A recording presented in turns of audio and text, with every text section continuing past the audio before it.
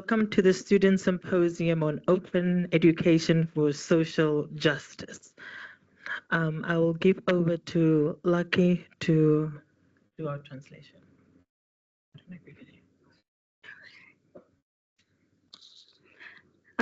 Molweni, namkelekile nonke kwintlanganiso yabafundi yemfundo evulelekileyo ephakamileyo. Hallo almal, baie welkom aan vandag se openlike opvoeding symposium. Baie dankie.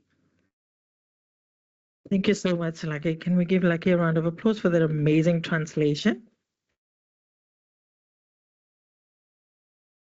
So before we start, I do want to give a big shout out and thank you to our partners at the Hewlett Foundation, as well as our colleagues at the DSJP for playing an integral part for the support. This wouldn't have been possible without you. Colleagues, I have the honor to present to you our very newly appointed in his position. I would say he's a crawling baby in his position, but he's been at the university for quite a while. I have the honor to invite our newly appointed Deputy Vice Chancellor for Teaching and Learning, Professor Brandon Collier-Reid, who will provide us with a welcoming and opening remark so that we set the foreground for today's discussion in a very wonderful manner. And so, DVC, I want to thank you for all the support and your commitment to this adventure that we're on. So, DVC, over to you. Thank you so much.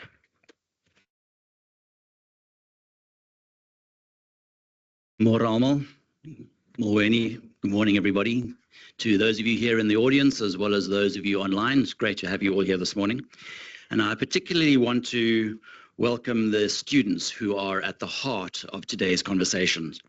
It's both an honor and a privilege to welcome you to the Student Symposium on Open Education for Social Justice, held in reflection of the 10th anniversary of the hashtag Fees Must Fall movement, a movement that continues to challenge us to reimagine the principles of access, inclusion, and social justice in higher education. Today, we gather to engage in critical dialogue, explore tangible solutions, and collectively envision a future where education is not a privilege, but a right, accessible, affordable, and inclusive for all. Open education stands as a transformative force in this vision, breaking down traditional barriers to knowledge and fostering a learning environment where co-creation, multilingualism, and student agency drive meaningful change. At the University of Cape Town, our commitment to open education is deeply aligned with the social justice and transformation goals of Vision 2030. We recognize that students must not only have access to education, but must be active participants in shaping it, advocating for learning spaces that reflect diversity, lived experiences, and aspirations for all. Through open educational resources, collaborative partnerships, and student-led initiatives, UCT continues to empower students to take ownership of knowledge production and challenge systematic inequalities. This symposium is more than a conversation. It is a call to action, to rethink, to redefine, and to advance open education as a tool for equality, equity, and transformation. I encourage you all to engage yourselves wholeheartedly, to exchange ideas, and leave today with a renewed commitment to shaping the future of education for social good. So welcome to all of you, and let's build this together. Thank you.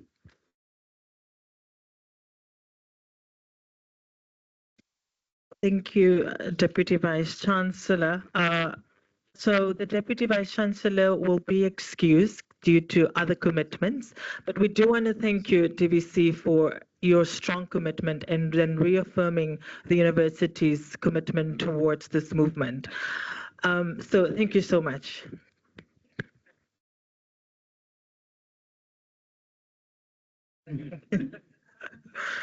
Just to draw on some of the very key points that the DVC outlined in the welcoming remarks, I do believe that we and everybody in this room, but even those who don't have the honor to be part of this discussion today, this is the movement led by students, and I want us to rethink and reimagine what does open education looks like in higher education, because it plays such a pivotal role in bridging the gap between the communities we need to serve. And we being in this room is, by principle, just an amazing effort that if the students are not in this room, that the work of open education cannot be done alone. So without further ado, you will see that on the tables, there is a program. However, if you do want to be more sustainable in that effort, please scan the QR code. You will see it here. We do have, so mostly for the online participants, the link will be shared in the chat, so you can view the program on there. So just to lay some foreground on what's going to happen now is that we have an activity later throughout the day that would be facilitated by one of our colleagues from the University of Northwest. So I would give the floor to Associate Professor Dorothy Lobser from Northwest to just explain a little bit more in depth or briefly about what is going to happen later on throughout the day regarding the activity. So over to you, Dorothy. Thanks, Nico. Morning, everyone. So Professor Collier-Reid said today is more than just a symposium, and it's a fantastic opportunity for a symposium, but it's a call to action. So later today, this afternoon, we are going to go into an interactive workshop where we are going to ask you to collaborate, think collaboratively around some of the topics, some of the conversations that we are having here today, and that we are all interested in and working on. So on the tables, you will see there are a number of little cards, different colored cards. And as the day progresses, we would ask you to have a look at the information that's on the card and start thinking along those lines. We're going to go into more detail this afternoon, but I know that as we progress in the morning, things are going to pop into your mind that you think might be relevant. So what are we actually looking at? We're looking at what's currently happening at different institutions in terms of open education and student involvement in open education.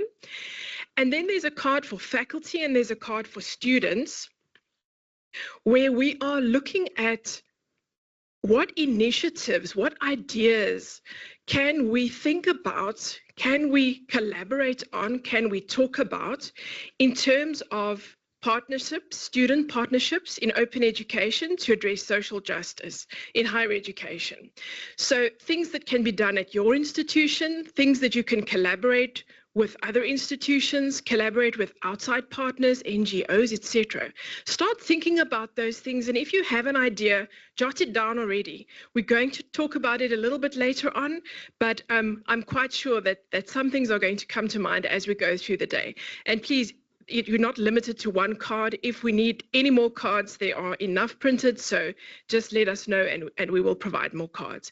So that's all for now. Start thinking along those lines. We'll talk about this a bit further today. Thank you. Thanks, Nico. Thank you so much, Dorothy. Just to say that let the fluids flow in your brain. Use it. If you need water to get yourself out of the space, have some. But very exciting stuff happening throughout the program, and I cannot wait to hear what we come up with in this space. So moving on to the next slide. There we go. By virtue of you being in this room, by virtue, I state, you are entering the Student Symposium on Open Education for Social Justice in Higher Education.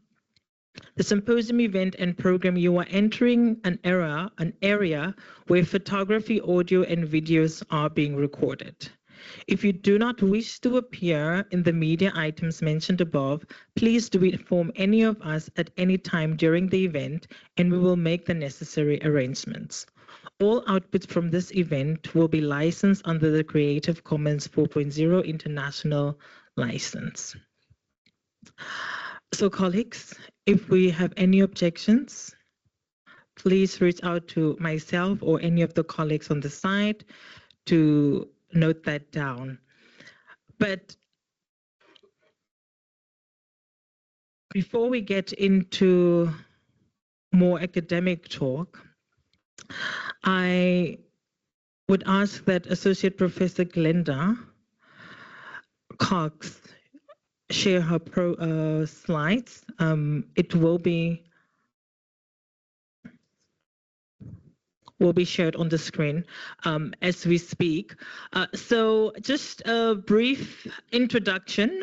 Professor Glenda Cox is the UNESCO Chair on Open Education for Social Justice. So Glenda Cox will provide us with an introductory overview about what has been the work that the University of Cape Town under her supervision has been doing in terms of the students, partners, as well as the work on open education. I've been very fortunate enough to have worked with Professor Glenda Cox on some of the work that she's been doing, and I cannot wait for her to share with you what are some of these amazing initiatives. And if you are a student here, how can you get involved in the work that we've been doing? But also at the other institutions, like what are some of these practices that we are implementing? Can you take it forward and implement that at your university? Because at the end of the day, this is about us. This is a student initiative led through an academic process. And the excitement behind it just comes from the students. I have never seen people so interested in this type of work. I'm new to the open education space. My academic trajectory is about to change because I do think that the work through this lens and through this movement is so fundamental. And when it comes from a social justice, I want to say spirit, we can really make meaningful impact. So, Associate Professor Glenda Cox, I haven't called you in that before, but please come to the floor and really share with the colleagues here about the work that we've been doing. So, yeah, please give a round of applause for Professor. Professor anyway.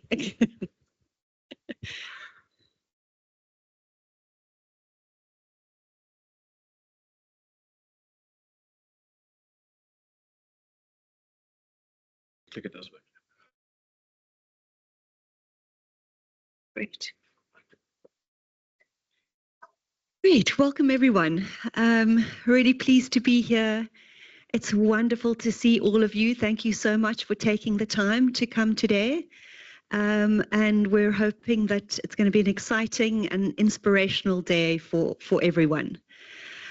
So I think I'll probably walk around a little bit, might make it easier. Just to introduce who I am and where we're located. So I'm from the Center for Innovation in Teaching and Learning. And as you go through the day, you will meet more of my colleagues who are also part of the center. We are part of the Center for Higher Education Development, CHED, it's known as. So that's a faculty here at UCT, separate from the other faculties. And we support teaching and learning throughout UCT. So that's where we're located. So focused very firmly on teaching and learning and supporting and innovating in the teaching and learning space. So I've got lots of little branding icon things going on here. I'm a UNESCO Chair in Open Education and Social Justice. I'll talk a little bit more about that role. Also part of a bigger network, international network on open education that's recently formed. That's very exciting. We'll be talking at the top there, Digital Open Textbooks for Development. That's our initiative at UCT. So you'll learn more about that as well. Then also, I'm going to talk about GoGN, which is this fantastic PhD network, for those of you thinking about that. Talk about that later. And I'm a member of the Open Education Global.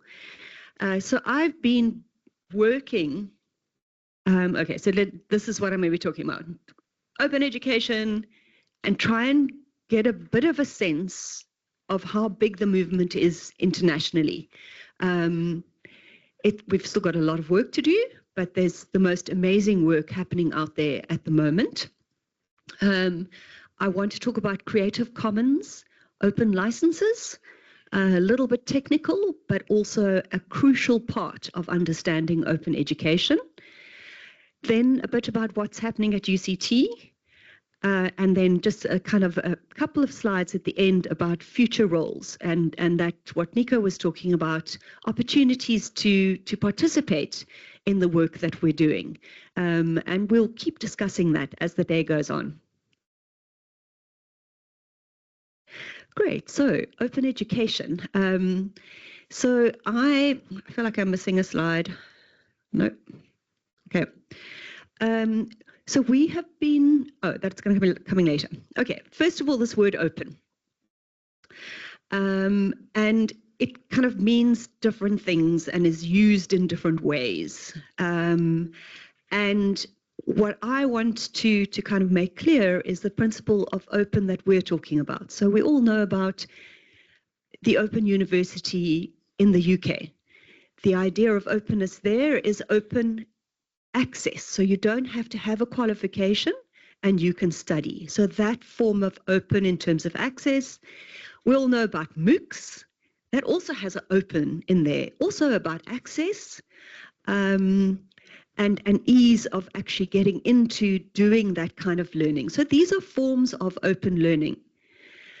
But what we're really talking about when we talk about open education is that sense of openness, so no cost to user and student, but also depending on the rights of an open license that is placed on those materials. So that's the kind of principle that needs to be thought about carefully, because there's a lot of what we call open washing, where people will say, oh, it's open, open AI, for example, is not open at all. Everything is actually closed around open AI in terms of algorithms and so on. So open is often misused, and it's actually proprietary and not really free. So I'll explain these concepts a little bit more as I go through. Great. Okay, so a little bit more about open. Really nice book to read if you're interested. There's a lot of resources that you can follow up on. But I like this. So openness is often used as an adjective, like open access. Open access is about open research. But these authors suggest that actually the word should be, the more accurate way is that it includes greater potential for collaboration and innovation and localization. So that's also how I want you to think about open, that it really can bring everybody in. It's very inclusive, and that's the principle that we want to be working around when we're doing open education work. That slide's a little out at the top, but it's built on this philosophical value that knowledge is a social product. So we at UCT, we're a public university. The other universities represented in this room are also public universities. And it's our responsibility to make knowledge open. We shouldn't be keeping our knowledge closed within these walls.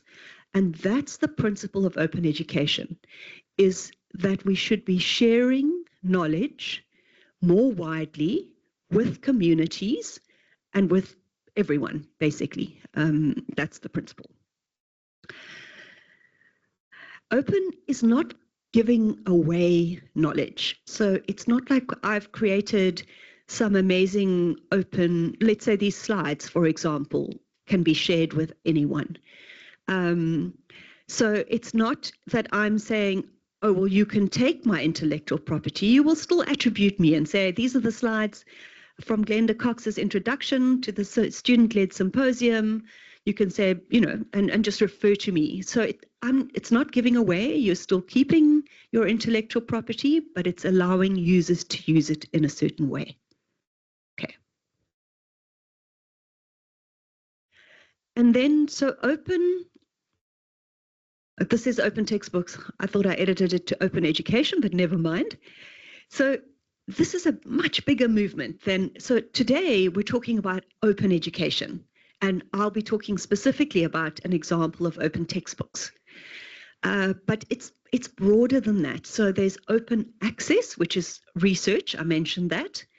Very exciting world of open science, which is now being reinforced by a lot of policy in countries, including South Africa, around the principle that if you're researching in a community, you're doing scientific research in a community, that knowledge needs to be fed back into the community.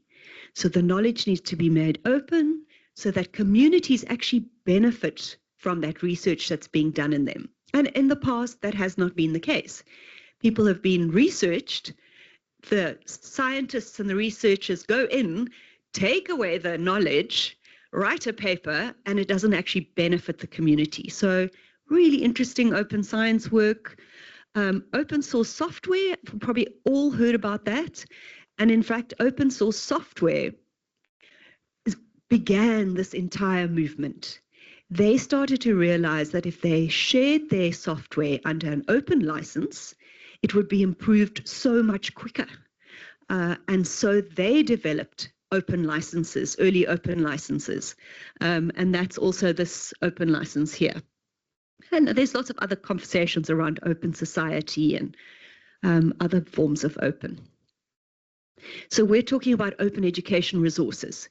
And this can be teaching, learning, and research that can be in the public domain. So it can be freely used by anyone. That's a public domain. But it importantly released under a license that allows it to be used or repurposed. Okay, so that's the important thing. And open education resources can be all kinds of things. So it could be this slideshow, it could be a video, a podcast, it could be an entire course, or it could be a textbook. And so we will use an example. I'm going to use an example of open textbooks because that's some of the work that we've been focused on. So here's the open textbook over there.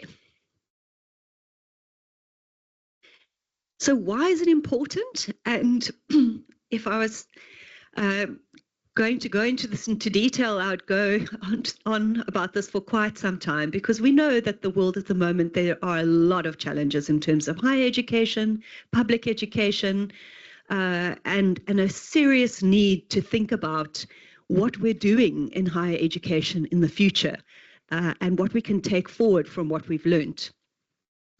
But importantly at the moment, there is a need for accessible and free resources that can be available to any student, no matter what university you're at. It's incredibly important as well to not reinvent the wheel. So if you're going to write a wonderful guide on first-year writing in the humanities, you don't have to, at every university, repeat that first-year guide. Use somebody else's guide, adapt it, make it local. So that kind of, because we're all under pressure and really busy, and so those kinds of time-saving things. Very important for us, and it'll come up again, the need for localized materials. So we have textbooks from the global north, often in our classrooms, that have no relevance necessarily, the examples and so on, to our students. And so we want to transform that knowledge, and open education enables that transformation. You can think about different teaching and learning approaches, and the last one is colleagues and students can be co-creators, and that's also an important message that's going to come through today. So I think this is kind of it's a bit of a repeat of the slide I said earlier, but this is what I want you to kind of come away with, and this is the point of why we're doing this. Knowledge is a public good.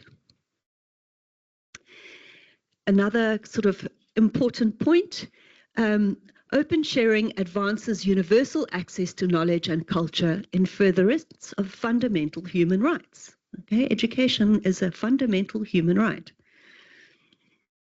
And then I really like this, and this is something that drives us, especially currently with things like climate change, all the conflicts, etc., that are things that are happening, crises that are happening in the world. We need to make the knowledge and the research about that open. And there's a very big campaign by Creative Commons, who I'll talking about next, where it's a climate change campaign where they're trying to get as many research articles on climate change into open access journals.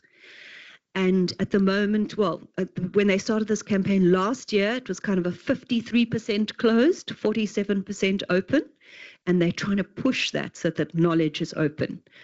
And the classic example of this kind of spirit of openness was, in fact, during the COVID-19 pandemic, when many countries made an agreement that whatever research they did, they would make it open. And even, from the beginning, the Chinese also shared all kinds of research that they had done, and that enabled communities to develop the vaccine quicker. So it's those kinds of big problems. If we're not working together and there's still competition, we're not going to be able to solve them. So it's a global movement. This is quite a nice resource. It's called the OER World Map. You'll see it's 5,268 entries. This is certainly not comprehensive. This is completely voluntary. You can go onto the site and you can add your open initiative to it. But it's, I think, quite a nice spread, actually, kind of everywhere. We're here, got some stuff going on here. But yeah, you can obviously see there's a concentration on the global north and stuff. It's a lot in India, but it's really looking good. So nice resource, and kind of gives you a sense that, and these are either universities or organizations or individuals that can add to this OER world map. And then there are all these different initiatives all over the world. This one here is very interesting for us, OER Africa. Very nice to go and have a look there. They focus specifically on open education in sub-Saharan Africa. Very nice resources and work that they've been doing for several years. This project at the top, we called it RAW4D, but it's researching on open education resources for development. That was also a really big Global South project. So if you're interested in looking at social justice and Global South work, there's a lot of very interesting resources there. But yeah, also pretty cool though. I mean, there's Harvard and there's Oxford and there's MIT. So you can access open education materials and open textbooks and open coursewares from top universities if you want to, and take them and adapt them for our local circumstances. So these resources are out there and available. Then we also have a kind of a Cape Town slant on the whole thing, because in 2007, there was a Cape Town Open Education Declaration that was written by about 30 odd people, funded by the Shuttleworth Foundation, and had these really kind of clear principles and incredibly insightful principles around how to grow the open education movement. It was revisited in 2017 with some more principles, some of which we still haven't attained, but many that we're striving towards. And we're heading towards 2027. So I'm imagining we're going to be rethinking again. So these kinds of documents and declarations and manifestos and so on are really good guidelines and principles that we can work on. Then UNESCO, we mentioned UNESCO earlier, United Nations Education, Science and Cultural Organization, is also very involved. So they're based in Paris, in France, but they do work across all the United Nations. So it's a massive network. There are over 1,000 chairs in the world doing research, all different research. So I would be obviously like doing the education piece there, but there's also people doing science and culture, a very interesting environment. And they've also got very involved and really are encouraging open education and also setting out these recommendations. And then very recently, in November, there was another declaration bringing in AI.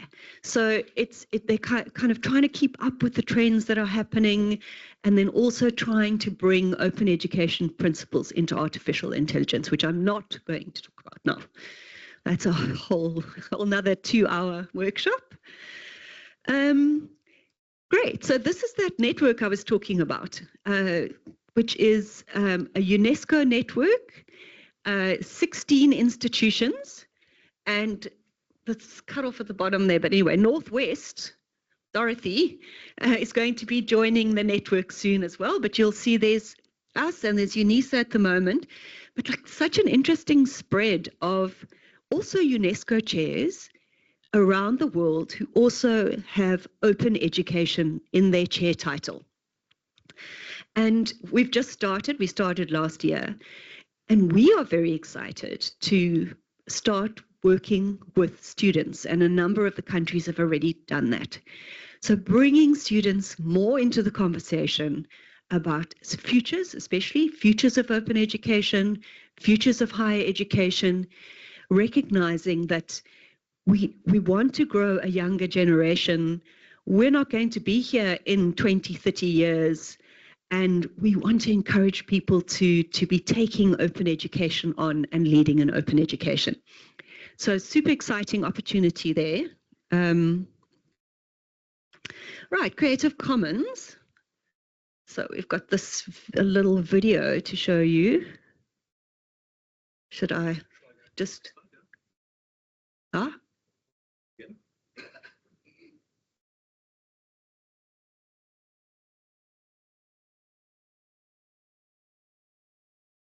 Very loud.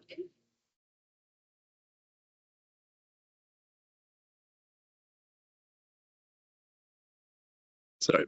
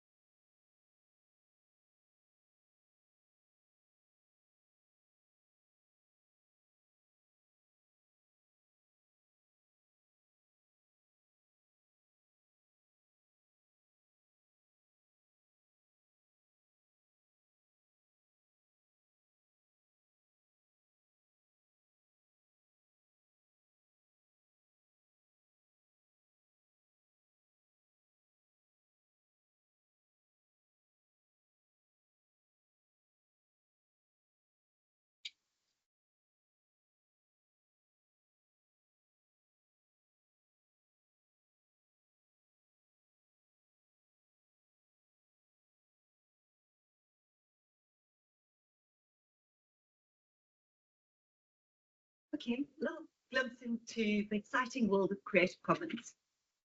So they are based in the US, but they have chapters all over the world, and we have a South African chapter as well. Sorry, I forgot about that. Thanks. We have a South African chapter, and we have people in IP law here in the Faculty of Law who are specialists in Creative Commons. So very exciting if anyone's sort of on the fringes of law or interested. Really interesting and very accessible. So even though I have no law experience whatsoever, I have managed to understand Creative Commons relatively well and can explain it quite well, which is the idea. It's not supposed to be super difficult for normal human beings to understand. And so 2.5 billion at least CC licensed materials that now you know that you can go and look for and use. And it's not copying or anything like that. And you can actually use them in your resources. And, you know, sites that you all know about, right? Like Flickr and Wikipedia. YouTube also has Creative Commons licenses on majority of their videos. If you go in and have a look at the copyright and the small print. And really nice music. Jamendo has really nice music. There's all kinds of things that you can go and you can share your work there and at any of those sites as well. Okay, so open licenses are foundational and you have to have them really for OER to work. Okay, they put the open into OA. There are different ways of attributing, and you will see some of the other images that I've used. I've kind of have added a little reference there so that it goes back to that person and they get attribution. And that attribution principle is extremely important for us. It's, you know, that's what gives you the recognition, the visibility. It helps with building a reputation around materials. And it's especially important now. I'm going to mention AI again, because a lot of materials are just being scraped up into AI, and it's more important now for our ethical and moral responsibility to keep up this idea of attributing authors. This is a pretty cool site called Unsplash. Always find nice photos here, and they're very helpful because when you go onto the picture, to the image that you want to copy and use in your slides or wherever you want to use it, they actually give you like a little thing here that says, okay, you need to now just like make sure you acknowledge that person, and you can copy and paste and keep a record of that. So yeah, there are lots of ways of making this quite easy. Okay, open education at UCT and in South Africa. So at UCT, we have a long history of being involved in open education. From 2007, in fact, a lot of it was externally funded. We were very fortunate to get money from Mellon Foundation and Canadian IDRC and some others. And so we've done all these interesting projects over the years. So we've got quite a bit of experience and knowledge, which we're quite fortunate about. I started doing this in 2010. So I've also been around a long time. And yeah, so just kind of where we're at the moment is, you know, we're still very much involved in the Centre for Innovation and Learning, and that's one of our principles of our centre, is one of openness and sharing. UCT Libraries is very involved as well. I don't know if there's anyone from the library here today. And then that's the project Digital Open Textbooks for Development that I wanted to talk about a little bit further. And so what we've done at UCT, in collaboration with other universities around South Africa, is to try and start building a community. So what we did quite a lot of online events, you know, through COVID and so on, where we'd have these kind of open conversations, and some smaller events that were UCT focused. And then last year we had this event, 12th of June last year. So, and that was very exciting for us because that was kind of the first hybrid event that we had, people in the room, people online, and lots of guest speakers and so on. And the idea is to build a community. That's what we really want. And that's why we're so happy to have people here from CBUT, Stellenbosch, Walter Sisulu, Northwest, who have I left out? UWC, all here today to start building and start sharing our knowledge. So this was a very exciting event. And there were lots of people in the room and online. So just a kind of glimpse, you might see yourself here or not, but also some overseas people, even some government people, which was pretty cool. Even more people. So we had lots of people. And I think online, we will probably have other people from other places as well. So we really are, this is one of our missions, is to create a community. And so then a little sort of backdrop of who we are and what we stand for. So our fundamental underlying principles are around social justice. And when we started doing, especially the Open Textbook Project, it was in 2018.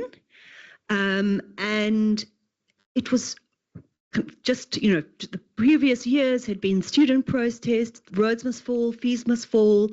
And when we wrote our proposal, our firm objective was to build empirical evidence to show that open education and open textbooks had a role in addressing social injustice. That was our mission, was to make that very clear.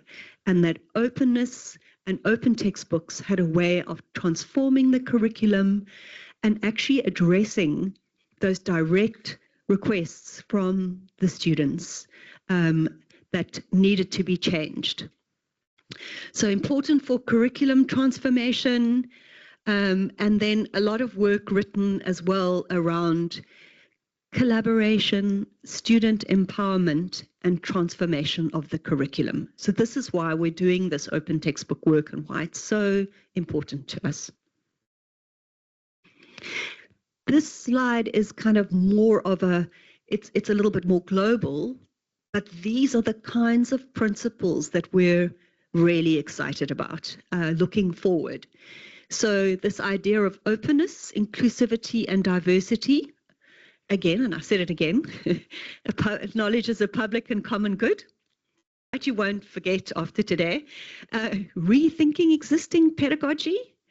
And then this last point. So this is a UNESCO document, but it relates directly to our purposes around having students foregrounded, building a truly inclusive, democratic higher education where students feel a sense of belonging.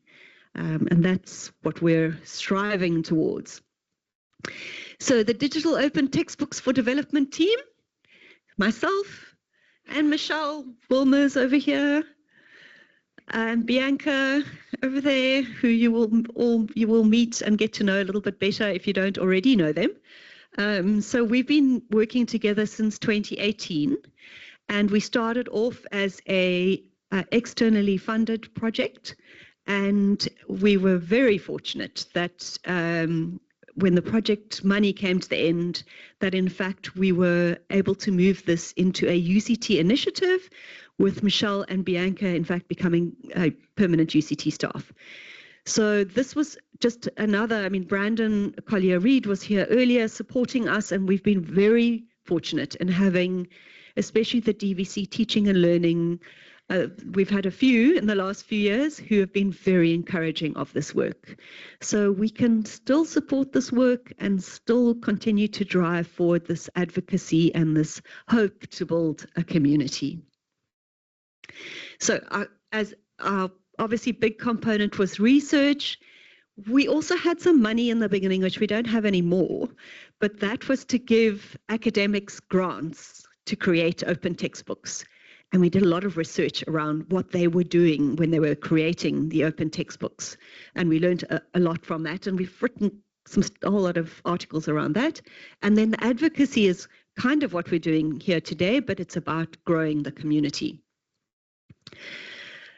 Right, so the students as partners work, this is what we're really excited in. And what we saw when we started researching what was happening in those open textbooks that were created by UCT academics is that in their process of writing, they were using students extensively. We suggested to them it would be great if you can bring in students as part of the process. And we were pleasantly surprised by how much students were actually included in what was happening in the open textbooks. And this sort of sparked a whole kind of research trajectory around students as partners, student partnerships, got different kinds of names. But there's a journal, for example, the International Journal of Students as Partners, but there are other journals as well that have been around, that have really thought very deeply around how to do these co-creations. They've thought theoretically and increasingly now more theoretically about power relations, all kinds of interesting things around around students as partners. Principles of trust, respect, reciprocity, and shared responsibility. So principles that resonate with us. This is one of our students' gift who's got a fantastic video of his experience of being part of writing a chapter for a marketing textbook, and how much he enjoyed it and appreciated the recognition and fame, he says. Another collaborative team from architecture.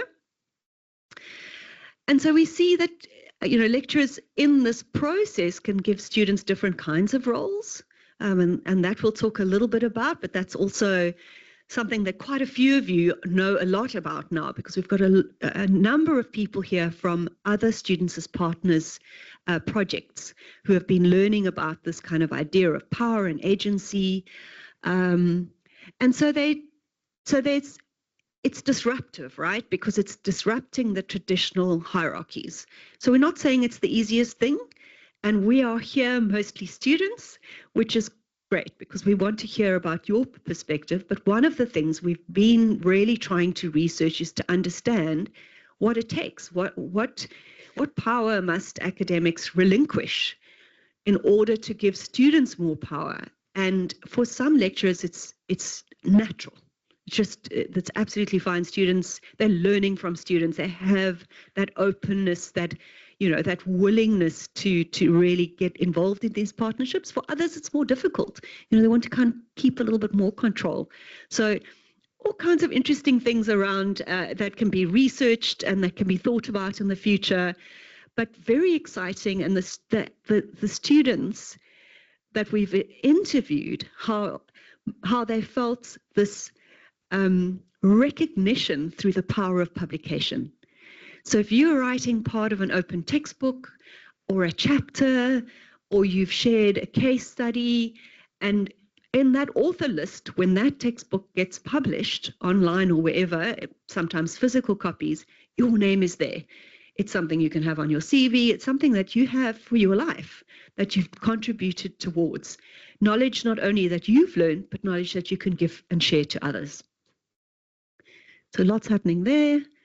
And these are the kinds of different roles, and lots of different roles, potentially, that we've been kind of looking at and experimenting around how lecturers can involve students, to what extent they want to involve them before class, during class, all these different roles that we've come up with, authors, editors, testers, reviewers, designers, illustrators. There's quite an amazing list there of different roles that students can actually be part of authoring open textbooks and open work. We saw different engagement approaches. As I said, some lecturers were more structured, gave a template, this is what you should do. It is still being open. It's still, bringing in student voice and enabling student voice, but with certain parameters. Whereas others were very free form. This is what we'd like you to do. Come back in a few months' time. Let's have a look what you've done. Trusting the students, that sense of trust and reciprocity. And I won't go into too many other things. There are institutional challenges. We're going to be talking about different institutions and what's happening. We're kind of lucky because we have we have that here at UCT. It's taken a lot of effort over many years, but we do have some expertise, and we do have infrastructure in the library, and we do have support in copyright and licensing. So we're kind of lucky that we do have some of those things. But believe me, it's not that all UCT academics are doing this. We're still dealing with a smaller group of academics, and we still have a lot of work to do to try and convince more academics to do this work. Okay, so just my last couple of slides. So, student fellowship. So when we did that big symposium last year that I had the slide up for, that was both staff and students and people from overseas joined, and it was a whole big thing.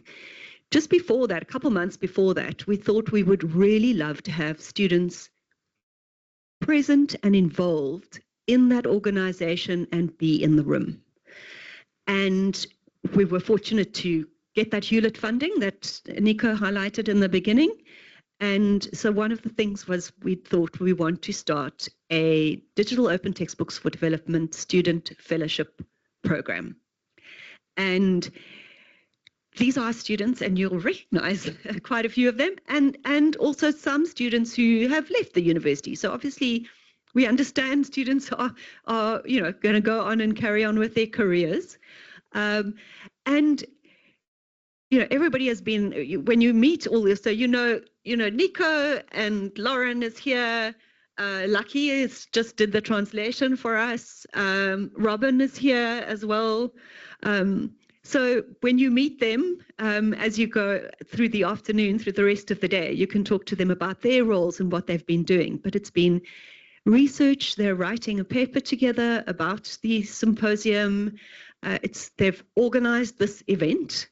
So it's all kinds of different roles within this fellowship. And it's all about growing young open educators, but also spreading the word and trying to get more students interested, because the student voice is so powerful.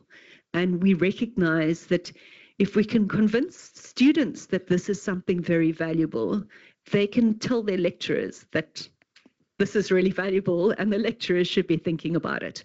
And we know that the students have this kind of power of voice. And that was the incredibly important thing about the student protests, that it really brought student voice forward that hadn't been as strong before, and has really changed the way we think about transformation and about our teaching. So just, a couple of sort of exciting things. So I talked about that network with the map with all different people. So already there are people in France, Brazil, Tunisia, Lebanon, Uruguay, and Germany doing smaller little versions of this kind of thing. And our vision is that we'll be, say, taking South African students, and you have an online session with Brazilian students and you talk about their experience there. So that's our kind of hope, is that we can start kind of learning from each other in different environments, and kind of south-south collaboration, south-north, just kind of learning and getting that kind of global kind of perspective on what's happening in other institutions. So we're hoping to do that and bring those events together. And then the other one is, if you are thinking of following a career in academia and you're thinking, yep, I'm going to stick around in my institution, there are definitely opportunities to study further. And this is something that we're promoting. Within our particular unit, I can only talk about my experience, but there'll be other educators in the room who can talk about theirs. But we teach in a master's in educational technology, a master's in higher education studies, and there's also a PhD in education that you can do. And all of those could have components of open education and social justice, or student partnerships for openness. There are a lot of different options there. There are also very exciting PhD networks overseas. And that was one that I was part of when I did my PhD. And you share with people with similar passions and similar interests, and really learn from each other, which is great. So that's also that network. And then there's also one that's the International Council for Open and Distance Education. So that's kind of it. The future is to have students in every part of what we do. That's it. Okay. I hope that gave you a little glimpse into my world, our world. And yeah, so that's it. I think we got some discussion time now. Questions?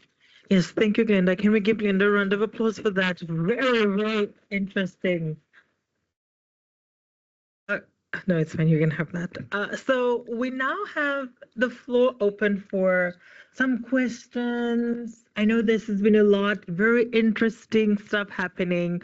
So yeah, if you have any questions, Linda, if you don't mind just staying there for 10 to 15 minutes to answer some of the questions. One note, if you are using the lapel mics, it's on your lip.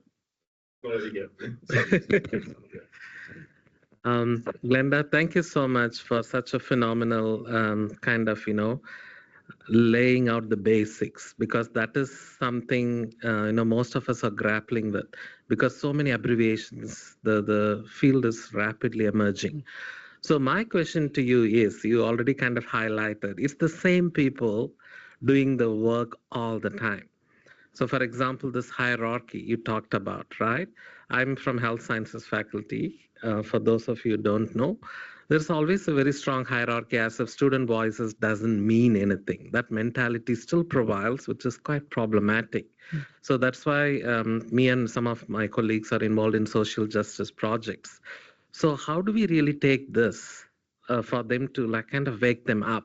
Because we live in the 21st century and the future of higher education is what it's really kind of reshaping towards by including student voices. Even after this, historically, with the student protests and everything happening, but that mindset need to be challenged. So how do we as a collective, through your amazing kind of, initiatives, how do we really convince them? How do we really bring them to the party? Otherwise, it's very unfair of same people doing the same thing all the time. And also, it's not really recognized in every single space. I mean, you present this in an internal conference or symposium. Outside UCT or outside your institution, it's recognized widely, but you don't even get recognition from your own kind of circles, which is quite concerning. But I hope I got the message loud and clear. Thank you so much. We'll take a few more if there's, and then 3, and then answer. Oh, okay. Okay.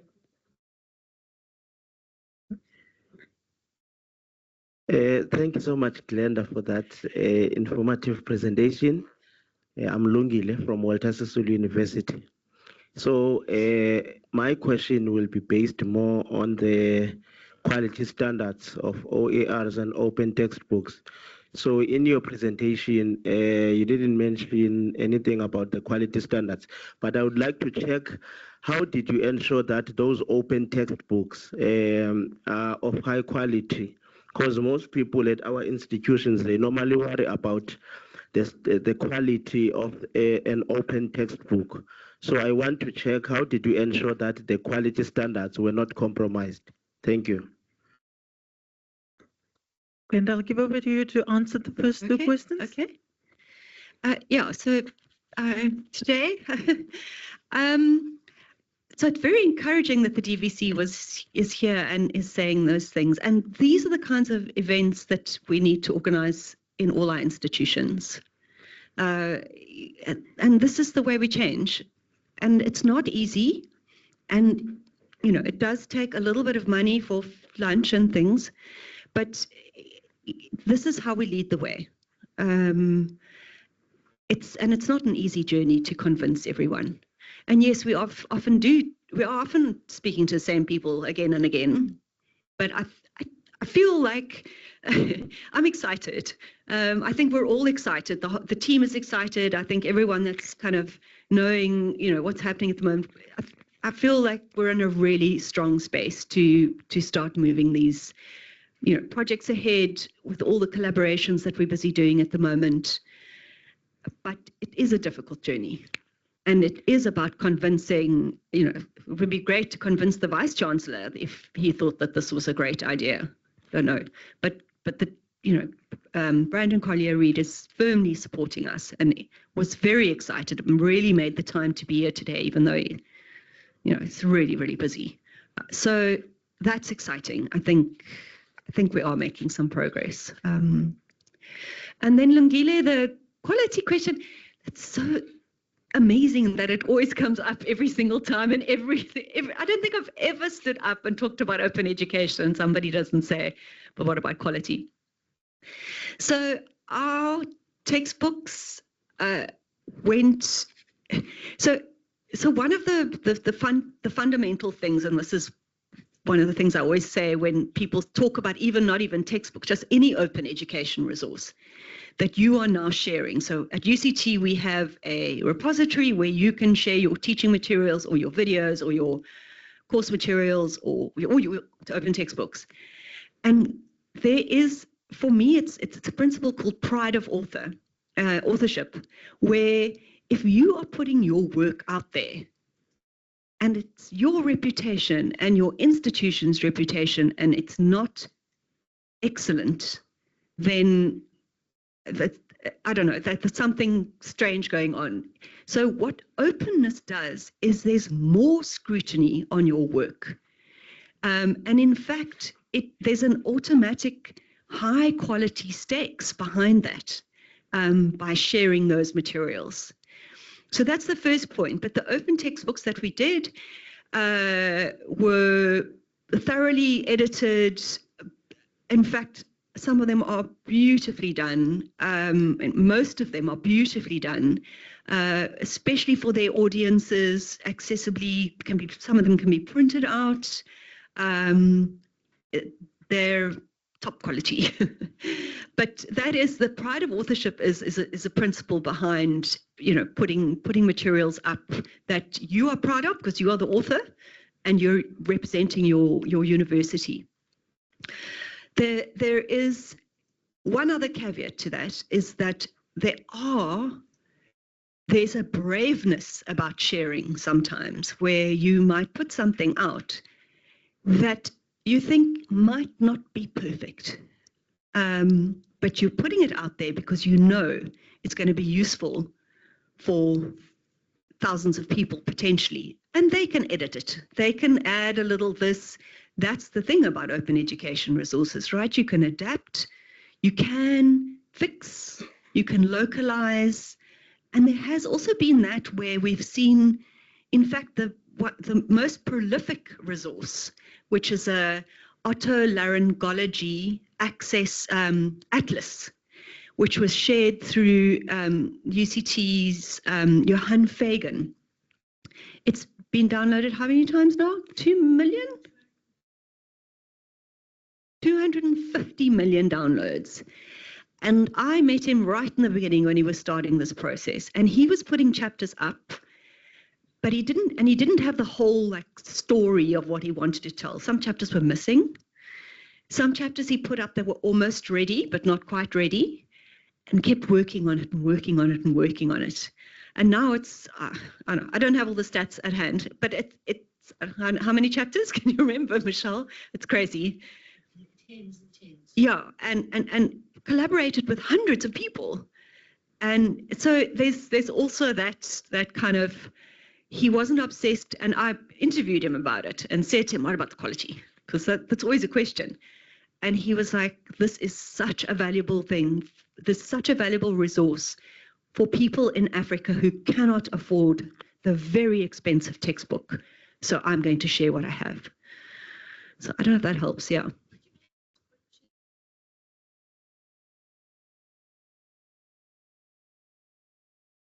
Oh, okay. This sustainable open textbooks models for social justice.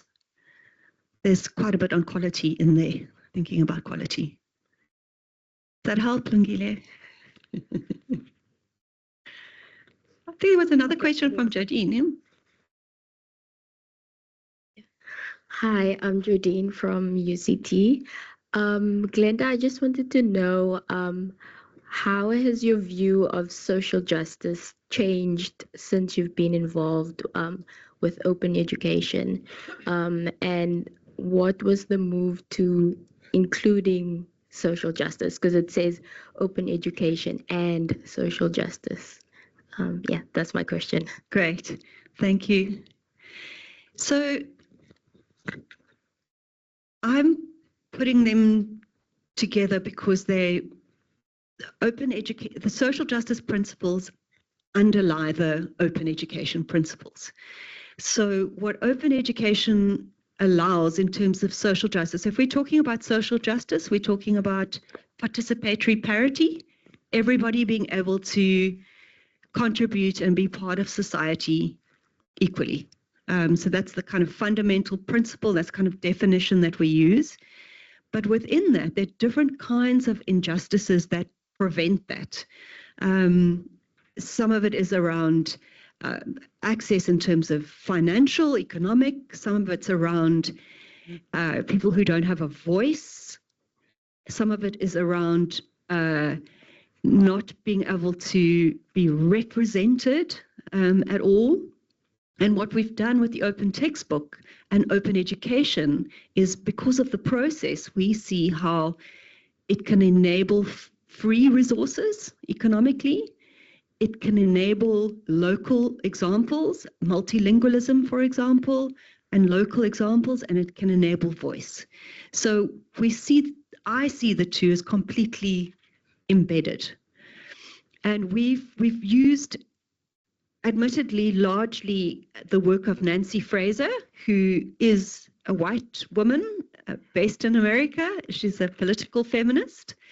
But there are also a number of global South theorists that we are gradually building, we're starting to build into that to try and bring our own voices into thinking about those fundamental principles, but also thinking about the importance of different kinds of knowledges and global South knowledges being part of open education. So we have our own kind of slant and take on why it's so important to us. That might be quite different to kind of a global North argument, but we've adapted it to fit into what we have here in the global South. Glenda, one more question for you here. You can speak. Yeah. Let's see. Oh, there it is. Thank you. I just want to ask a question about, how do we measure progress? Because I mean, this is a very complex situation, and how do we measure that we're going in the right direction and that we are making an impact? Yeah. It's a difficult question. Impact is always hard to prove, right? Even if you're doing a research project and you put the word impact in there, it's like, oh, how are you going to measure that?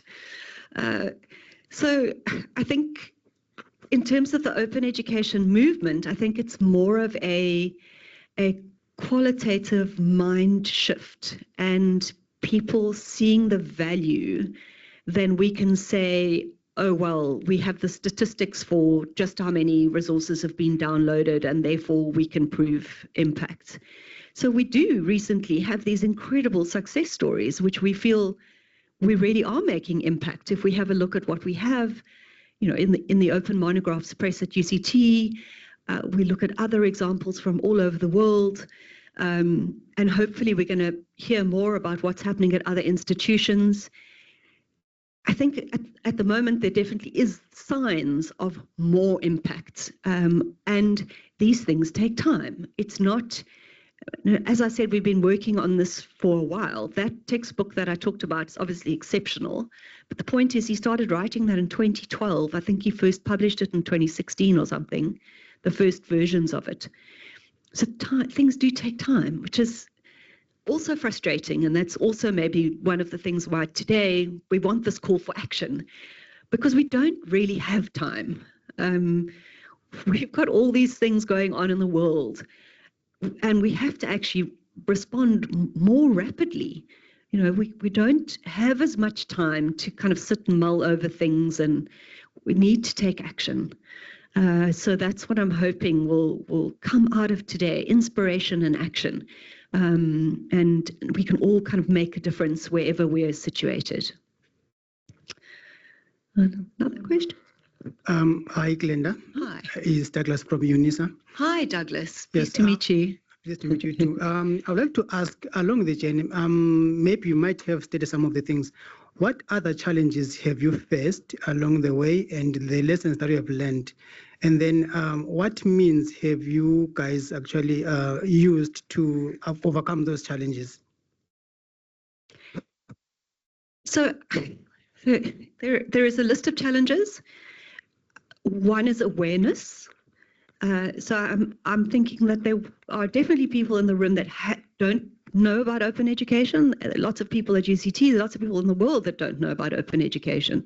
So awareness is a very big challenge, and that's just an ongoing slog at trying to, as you saw, the institutions that are involved, the kinds of events that we try and do, the kind of community building, and that will never end, that kind of awareness. And that's been a big barrier, is that we as Jay kind of sort of said in the beginning, we often talk to the converted and not to other people in other communities. And that's also why people in this room, it's very exciting, because I know that you're coming here from a students as partners. Now you're learning a bit about more about open education. So it's kind of going into those different areas. Money is always a barrier.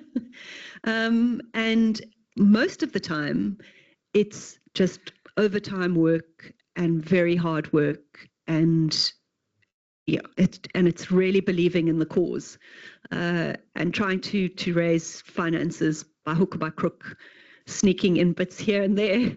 So I think that's a huge challenge. I mean, if we had wonderful big grants, we would be able to do more, or money from somewhere, not our institutions. I don't know. So that's, I think, for me, those are the two big ones. There are more. But yeah, I think we'll maybe talk about more about those kinds of things as the day goes on. Great. Thank you. Thank you so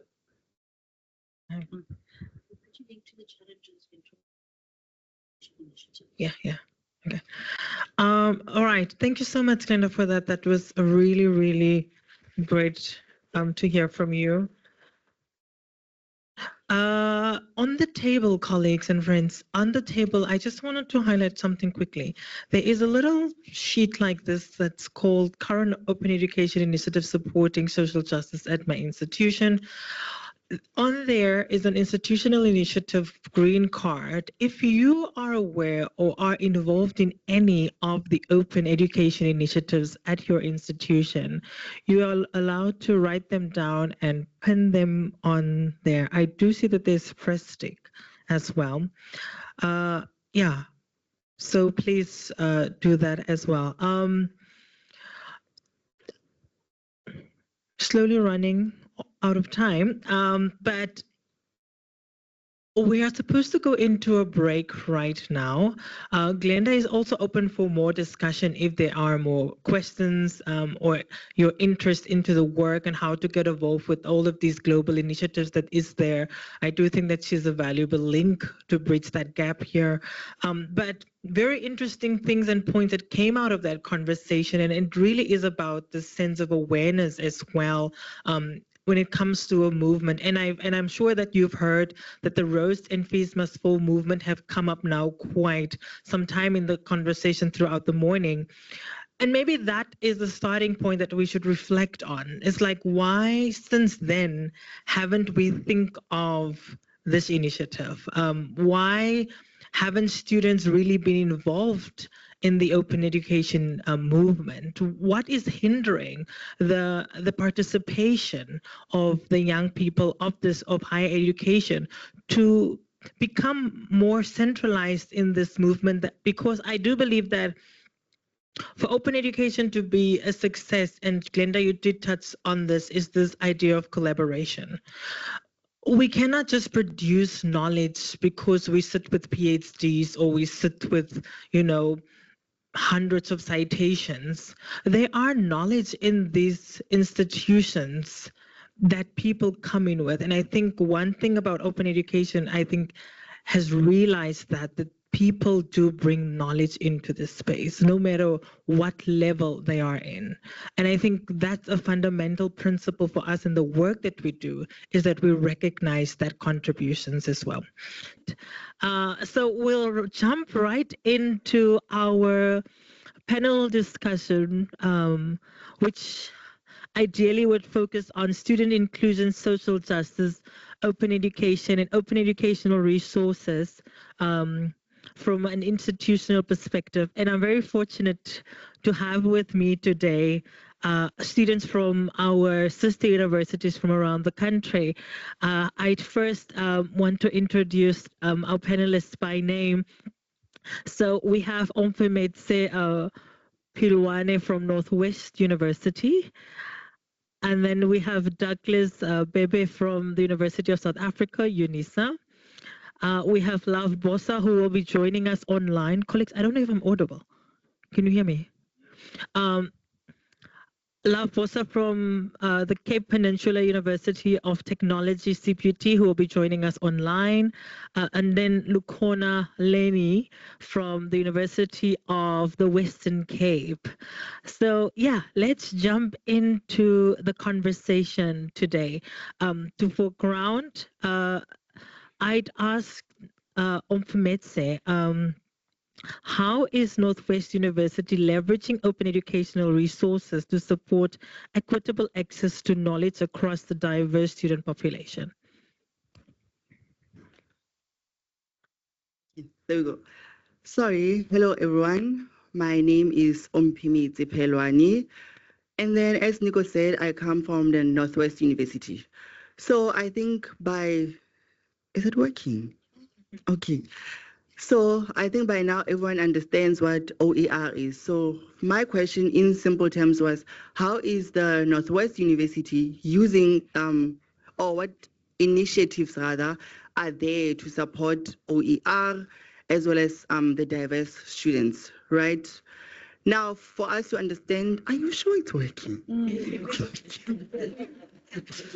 Okay, so just to recap, OER, by its definition, is the use of open, licensed teaching and learning material that can be adapted, that can be distributed, all of that, right? Now we bring in the social justice factor to say now, how can we use this free material to balance out the scale, to balance out the injustice that is happening right now, or rather even come up with solutions to barriers, right?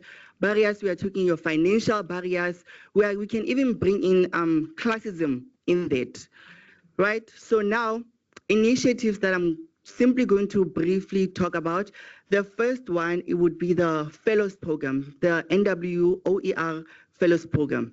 So the Fellows Program is all about equipping the staff at NW, as well as whether it is lecturers, assistant, and personnel, all of that, in order to equip them to share, to create OERs in order to help the student body at large, right?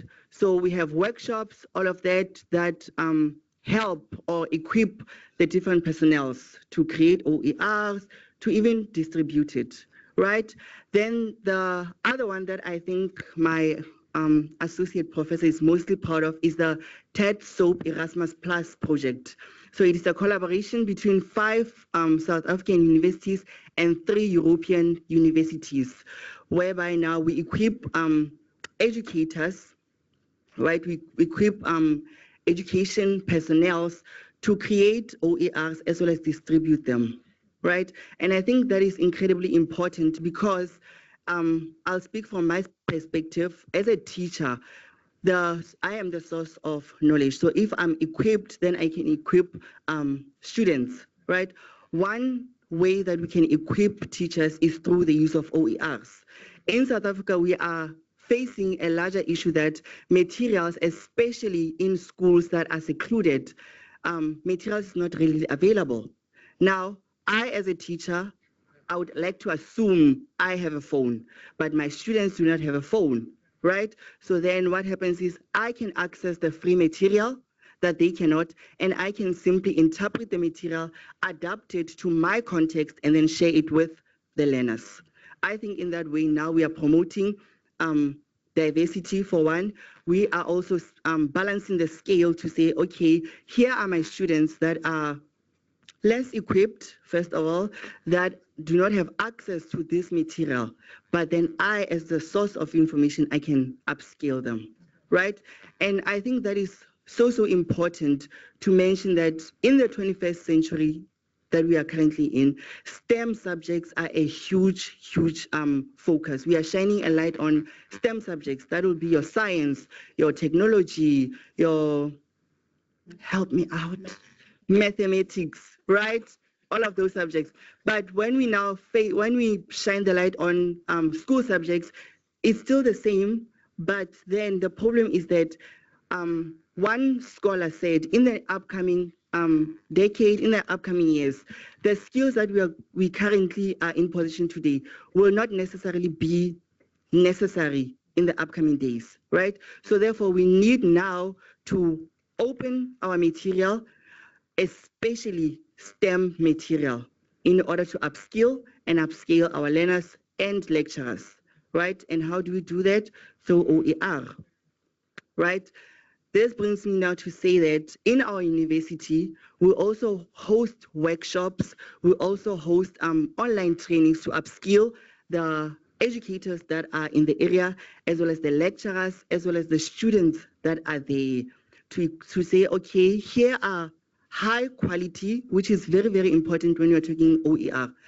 And just to bring in another issue, in STEM subjects, high quality, accessible, freely licensed accessible material is very rare, right? So then our university shines a light on that to say, okay, we can come in with quality material that has been processed, that has been verified by teachers nearby, by different personnels to upskill the STEM. Because at the end of the day, we are trying to upskill our learners, we are trying to upskill our students, right, to be in par with the skills that will be needed in the future, right?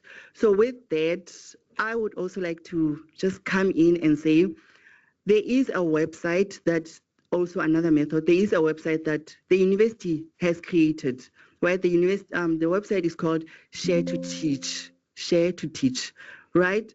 This website is aimed at distributing, I'm gonna come to that, just hold it, Thomas, I'm gonna come to that. The Share to Teach, this website, the aim is to share materials, share high quality materials with the students, the lecturers, the parents, because education, as my mother would say, is a three-footed pot. Parents are also there, right? So now the Share to Teach website, it allows parents to also be there to look at the material and assess it for themselves, right? Now, Thomas, there we go. Now, chiming in, another focus on that the university shines a light on is students. Are we equipping our students to incorporate, to create OER, right? That is the question that is posed to NW. The answer would be yes, the NW does that. How so? By seeing the products that they produce, right? Product number one would be textbooks. NW is a proud component in which that it has allowed its students to create textbooks, OER textbooks that can be distributed to teachers, firstly to equip teachers, which then will equip learners, right? Then what you are seeing on your screen now is my baby. It is a website which, again, that I created with the help of Prof. Lobsha as well as Prof. Bosch to say, how can we bring materials, quality materials, right, to teachers? How can we distribute it? At the beginning, I said, we are trying to bridge a gap, right?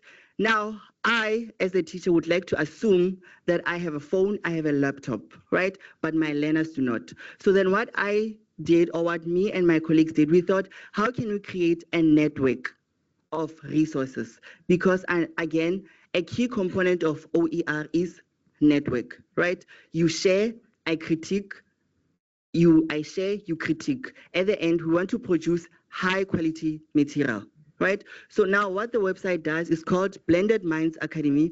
What it does, it offers material for 6 subjects. Thomas, can you just press on the subject there at the top? There we go.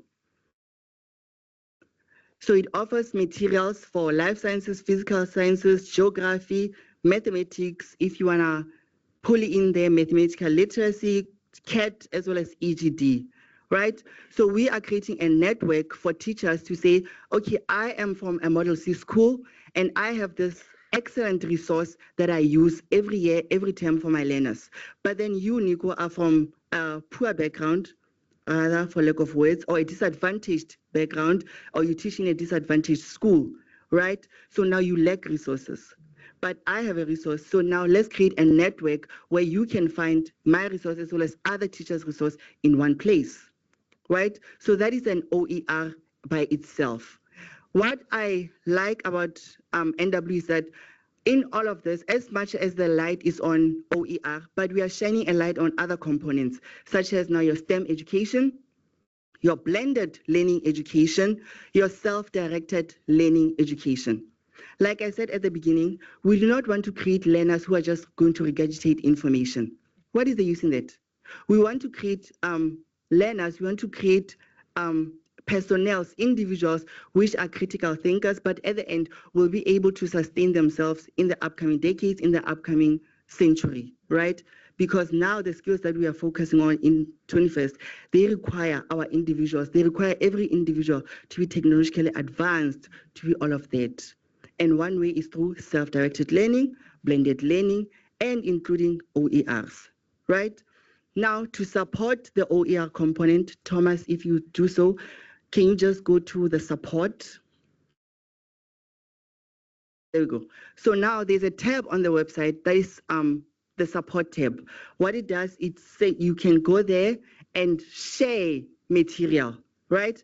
But you, by virtue of you sharing the material as a teacher, it does not necessarily mean that it will be out in the world for other teachers to use. It needs to be through quality assurance, right? So for the website, the quality assurance, because again, it's a key component of OER. What we did, or what we have now, is that we get a collaboration of teachers from different backgrounds, different subjects, to look at the material that is being shared, to say, okay, I teach life sciences, you teach life sciences, you teach physics. All of these, they are interconnected. What do you think this material will serve the learner, right? Then I will say, okay, hey, this one, it doesn't seem right. It seems to be outdated. Then we debate, okay, but although the date on the material is outdated, but then the quality of the information, is it of importance? Is it high quality? Will it serve the student, the teacher, and the general population, right? So those are some of the initiatives. I believe I left out a few, but as we go on with the discussions, I will discuss more. Just before you go, if someone has a question for me, please keep it to a level 1 on Bloom's taxonomy. Please. Thank you, Nico. Oh, thank you.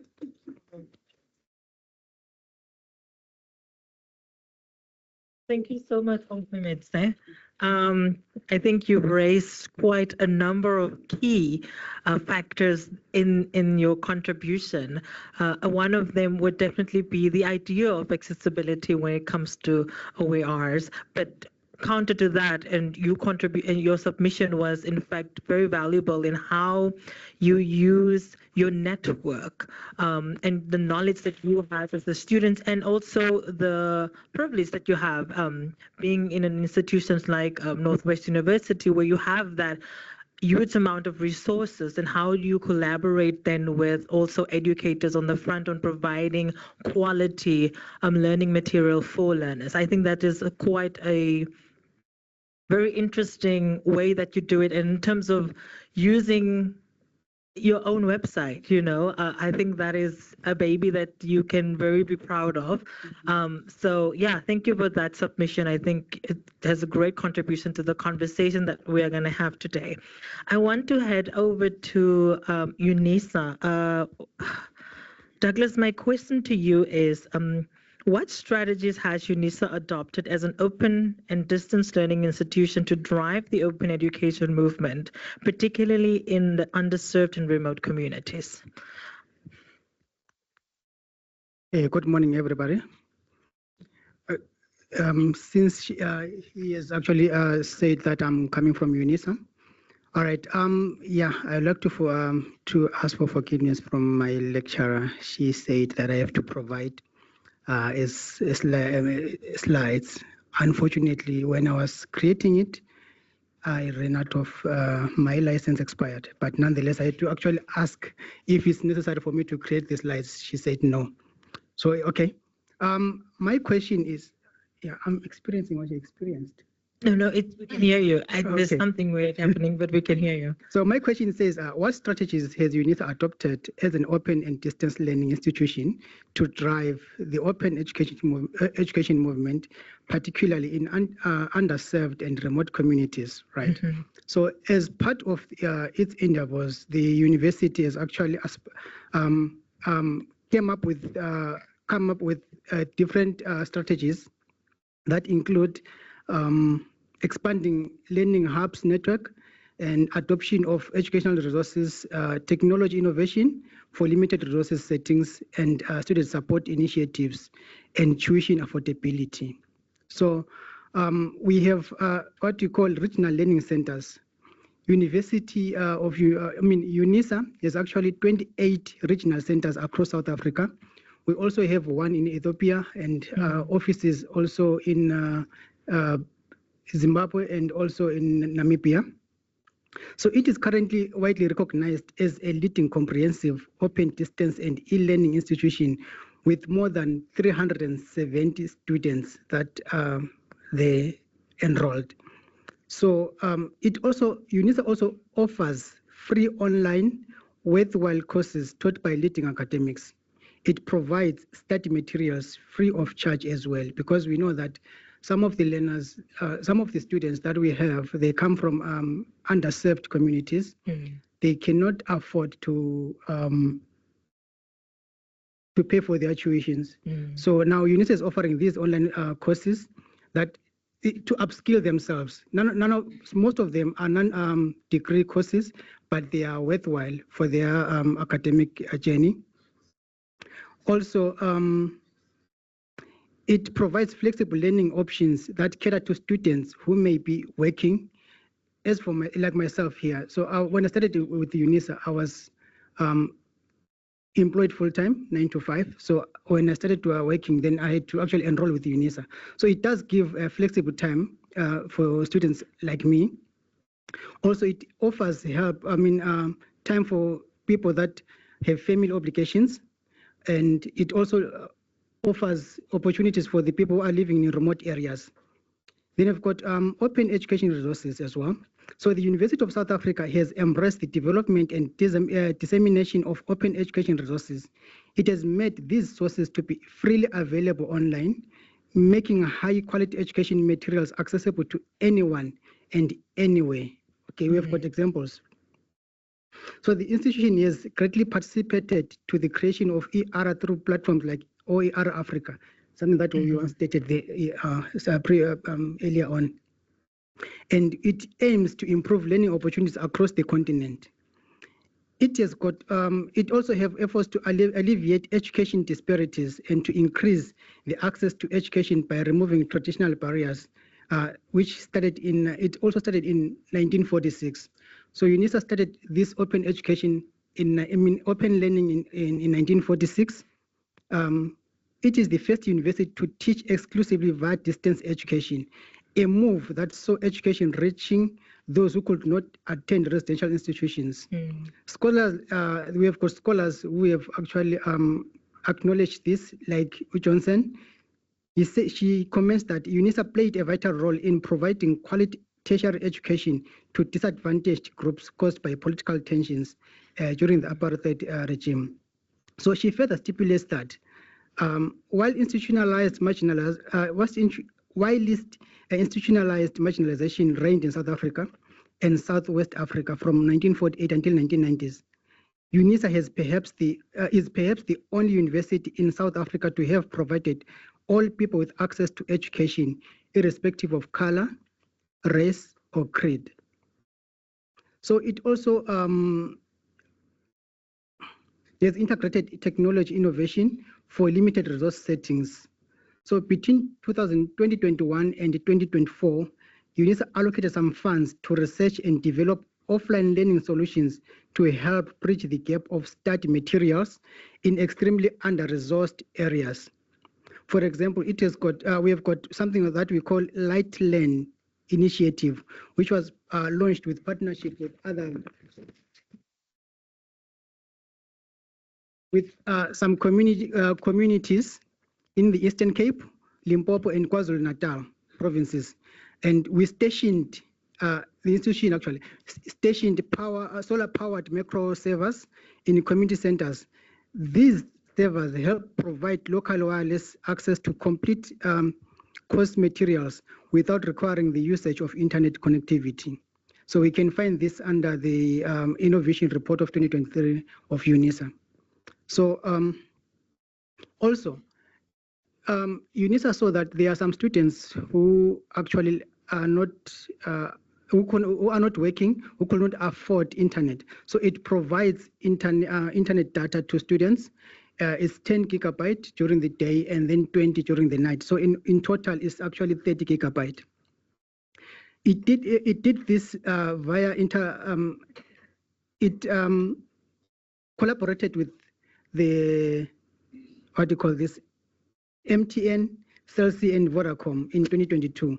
So these startup banks, they help learners to submit their work, their assignments, and also communicate with the lecturers.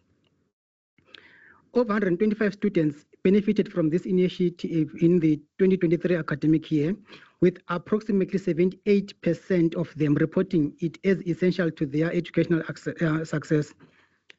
Furthermore, the institution has maintained the allocation of internet-equipped computers in every UNISA campus to help students who do not have access to ICT tools at their homes.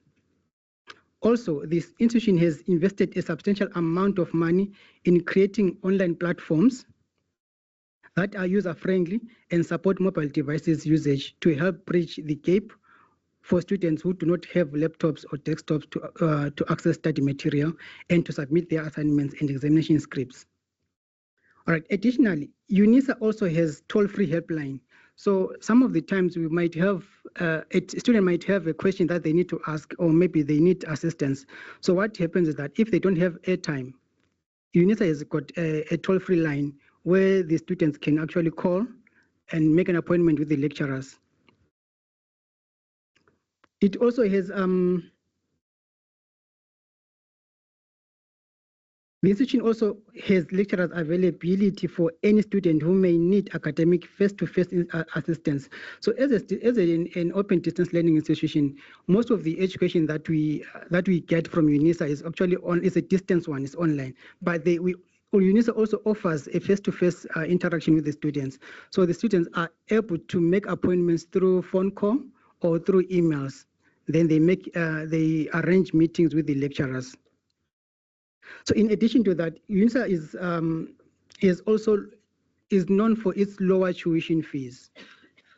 So most of the people that we have, they come from the undersourced and underserved communities. Mm-hmm. So UNISA does offer tuition that is very, very low, lower than compared to the what do you call this? The full-time academic institutions. Then this approach reduces financial barriers that often prevent students from pursuing higher education. It has also introduced fundraising strategies to help students from low-income households achieve their academic goals. So we have programs like Phoenix Alumni Association, and My School Days. So these are the strategies that UNISA has introduced to help learners to raise funds to pay for their tuition. And also there are some learners who did not manage to get funding from NSFAS. So they are covered in these strategies as well. So UNISA also employs technology to enhance learning experiences, particularly for remote students. So some of the students will be coming from rural areas. It's far for them to go to the campuses. So this online learning, it helps them to interact with the lecturers and other learners as well, and other students as well, through this technology and online thing. So we use these online platforms and mobile applications and multimedia content to reach more students effectively. For example, if you go to the website of UNISA, there's something that we call My Life portal. It serves as a vital hub for information, it enables students to access course materials and submit assignments and engage with peers as well as instructors. We'll also have what we call inclusive curriculum. So UNISA advocates for integration of diverse perspectives and addressing of social justice issues. This is not only this only not benefit students from underserved communities, but also enriches the educational experience for all students.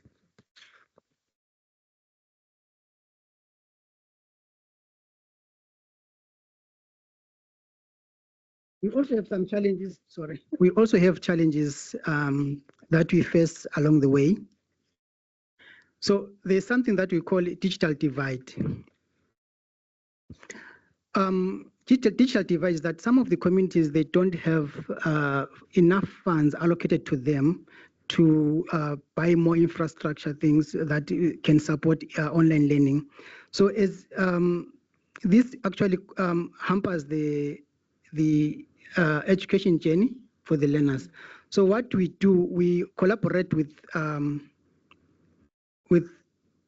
rural areas, what we call committee members, and ask them what should we do actually to benefit the learners that are in their areas.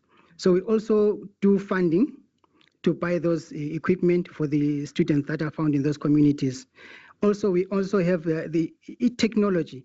Not every learner actually is equipped with technological information. So what we do, we allocate, UNISA allocates educators to go into those areas to equip the educators in those areas so that the learners, when they come to register, they are equipped with that information.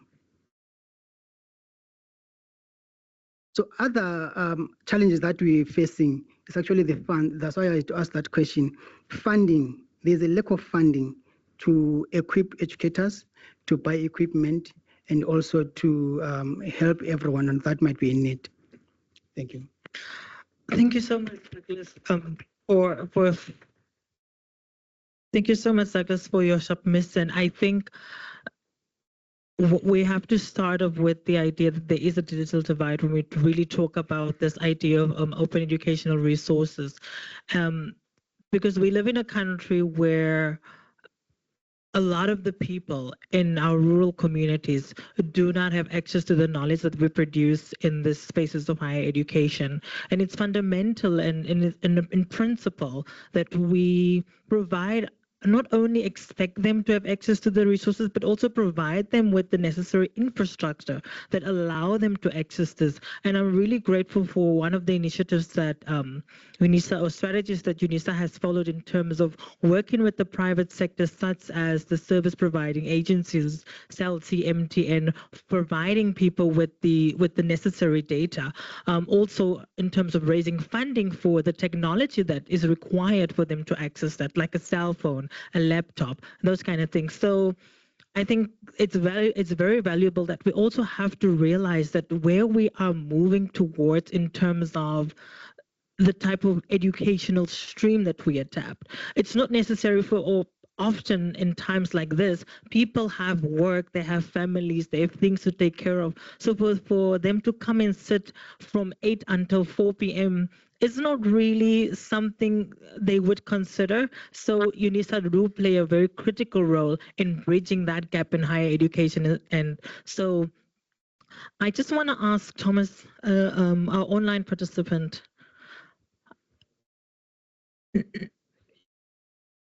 So we would have an online participant from CPUT, but unfortunately, due to technical difficulties, she is unable to join this conversation. But I would love to steer then into one of our partners, University of Western Cape, Lukona. In what ways is UWC embedding the social justice principles and fostering meaningful student inclusion in academic institutional transformation initiatives? Can I put it on? You hard labor.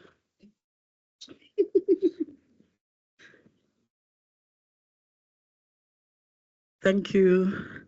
Good morning, everyone. Thank you to the organizers for inviting me to join the panel. Not so long ago, I received a Google form from a high school learner asking me to complete a survey about artificial intelligence in education. It should have been a simple request, but it left me feeling frozen. Not about AI in education, but about that learner's access to technology, her internet connectivity, and her exposure to these tools that are shaping our world.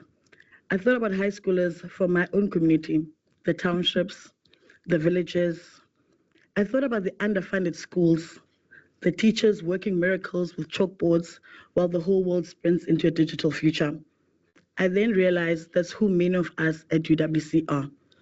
UWC is the university for the first generation student, the commuter, the caregiver, the one who had to translate school letters for their parents, the one who brings their entire community when they walk through our gates.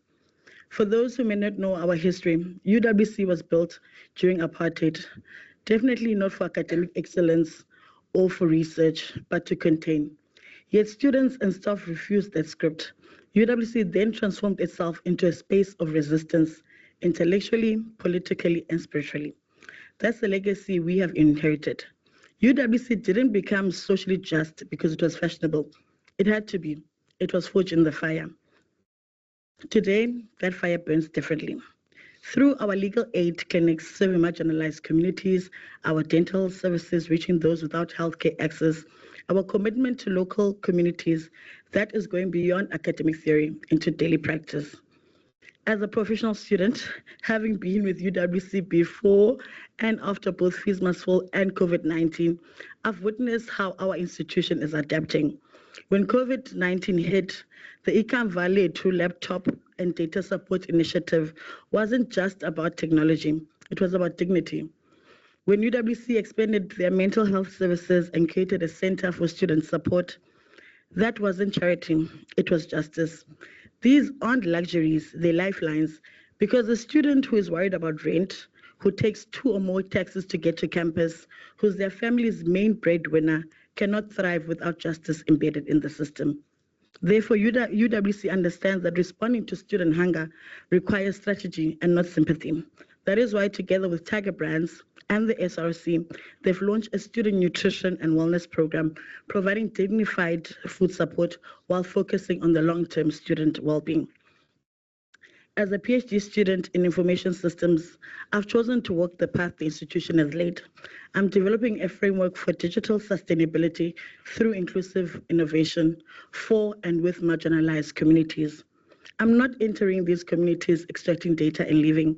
I'm working with them as partners through community-based participatory action research. I ask, what does digital justice look like when created with the very people who have been excluded from the digital world? In a field like information system, this approach is radical because it declares that African knowledge is not backwards, it's rigorous, it's worthy, it's foundational. I want to acknowledge the transformative work happening through the Designing for Social Justice Partnership, DSJP, a powerful collaboration between UWC, CPUT, and UCT. This is not just any academic project, it's a radical reimagining of how staff and students can co-create courses and conduct meaningful research across institutional boundaries. We're building something unprecedented through our short courses, partner projects, events, and contributions to global scholarship. As a student researcher in this program, I've experienced firsthand what happens when we move beyond tokenistic inclusion. We didn't just sit in workshops, we've reflected, we've challenged across our difference. We've asked uncomfortable questions. What does justice feel like in a lecture hall? Who holds the power to shape the curriculum? How do we reimagine education together? This partnership isn't meaningful because we're invited to speak. It's transformative because we're empowered to shape and to contribute to a genuine community built on open collaboration and socially just principles. At UWC, we've got a collab for e-inclusion and social innovation. It's actively dismantling digital divides through equipping young people with software development skills, partnering with industry leaders to create pathways for the youth, and developing digital transformation strategies for the government. The collab demonstrates what it means to bring marginalized people to the center of the digital economy. At the Desmond Tutu Center for Religion and Social Justice, we're interrogating structural inequality while honoring spiritual resilience. UWC isn't just educating minds, it's healing histories. My name is Lukona Leni. I'm not just studying social justice, I'm living it. At UWC, we all are. Thank you. Thank you so much, Lukona. That was very well said, and I think that really sets the tone for, you know, student partners and where it comes from and who we work with and who has the power to shape this transformative educational domain that we want to enter. It is hard, and I'm not saying that that's an easy job for students to put themselves at the forefront to say that we want change. It's often expected of students to be extremely radical and extremely progressive, you know, and burn and fight on the grounds. But we really need to shape that narrative, and I'm happy to hear about the Tiger Berg initiative that UWC has adopted. You're raising also a very important concern about student well-being, you know, and how do we house student well-being in our institutions without not separating the mandate of research training, academics, prosperity in our institutions, but fostering students that are being taken care of. You know, we are expected to come into this institution to build better lives and make better futures, but we forget the fundamental part of this, and that the people that comes in here are humans. You know, they come from various different backgrounds, you know, with lots of disparities. And so thank you for the work that you are doing at UWC. So I will open the floor now for some discussion, if there's any questions to the panelists, or some insights and contributions that you want to share with us that you are also doing at your institutions as well, on what are the initiatives that you are driving there. So we open the floor for discussion, if there's any question to the panelists.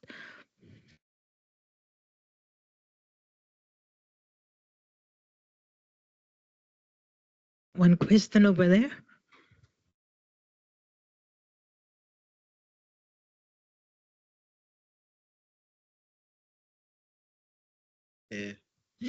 Thank you so much to the panelists. My question will be directed to the Northwest University. Thank you so much, sir, for the wonderful work that you are doing that side. I've seen that you have I think you have highlighted 2 websites where you are actually sharing your open educational resources, which is the Share to Teach and your website. I think that's a very great initiative.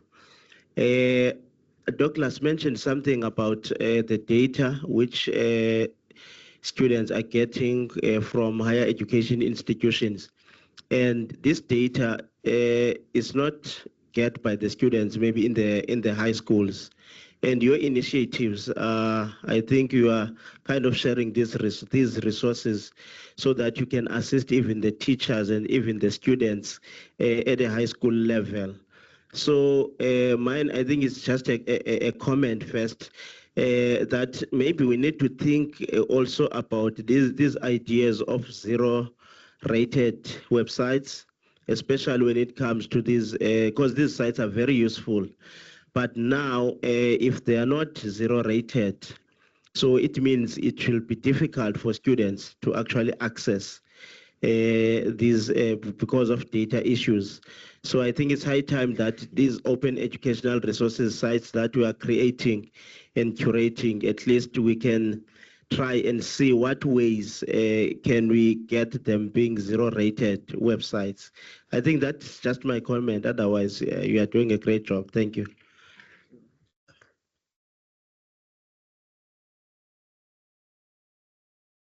All right. Good day, everyone. I had to check the time quickly in terms of greeting. My name is Ngcetwe Mdlulwa, and I just want to give a little bit of a background. I come from the education system where it never prepared me for the career that I have today. I come from a very impoverished background, and, you know, I went to previously disadvantaged school back.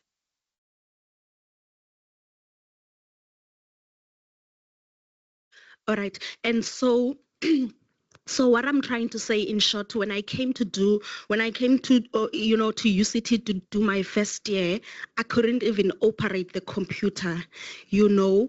And so it was so difficult for me to start gaining clarity with, you know, trying to do my academic stuff at UCT while struggling just to even type, you know what I mean? So for me, I think basically I have about two questions. One, I think from the guy from University of South Africa, I think you were mentioning a lot about the whole digital divide and all of that, but I think there was something that perhaps I was missing in terms of your presentation in as far as I mean, you mentioned, I love the initiatives about providing funding, you know, technological infrastructure and so forth, but I think I was missing the of training, you know, just to, I mean, not just to provide those infrastructures, but is there some form of training programs, you know, tailored for students, you know, to gain familiarity, to even use those technological resources? That's one. So I also want to also ask, there was a beautiful presentation about the STEM subjects and what you are doing in your project, but I was just curious to know, because in my PhD study, I spoke and advocated quite a lot about also parental involvement within the schooling system, you know, for their own children's development. So I'm just curious to know, is any initiatives that also involves, you know, training the parents and also changing their mindsets? Because some of them, according to the article that I produced last year, it has to do with, you know, the fact that parents, their attitudes, it's like their technophobia in a way. So I want to find out if in your initiatives is anything that aims to alleviate some of those mindsets or attitudinal barriers towards the use of technology or integration of technology within the schooling system, or even in higher education for that matter, and also promoting those OERs that you are referring to and the likes. But otherwise, I'm happy with the initiatives, but I just want to know a little bit more. Yeah.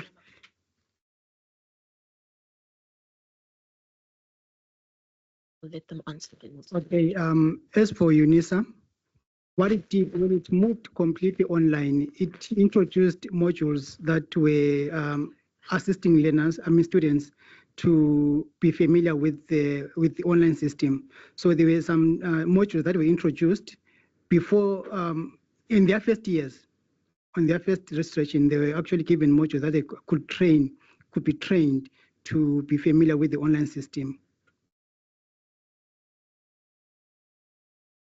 I'm not sure. Are you answered?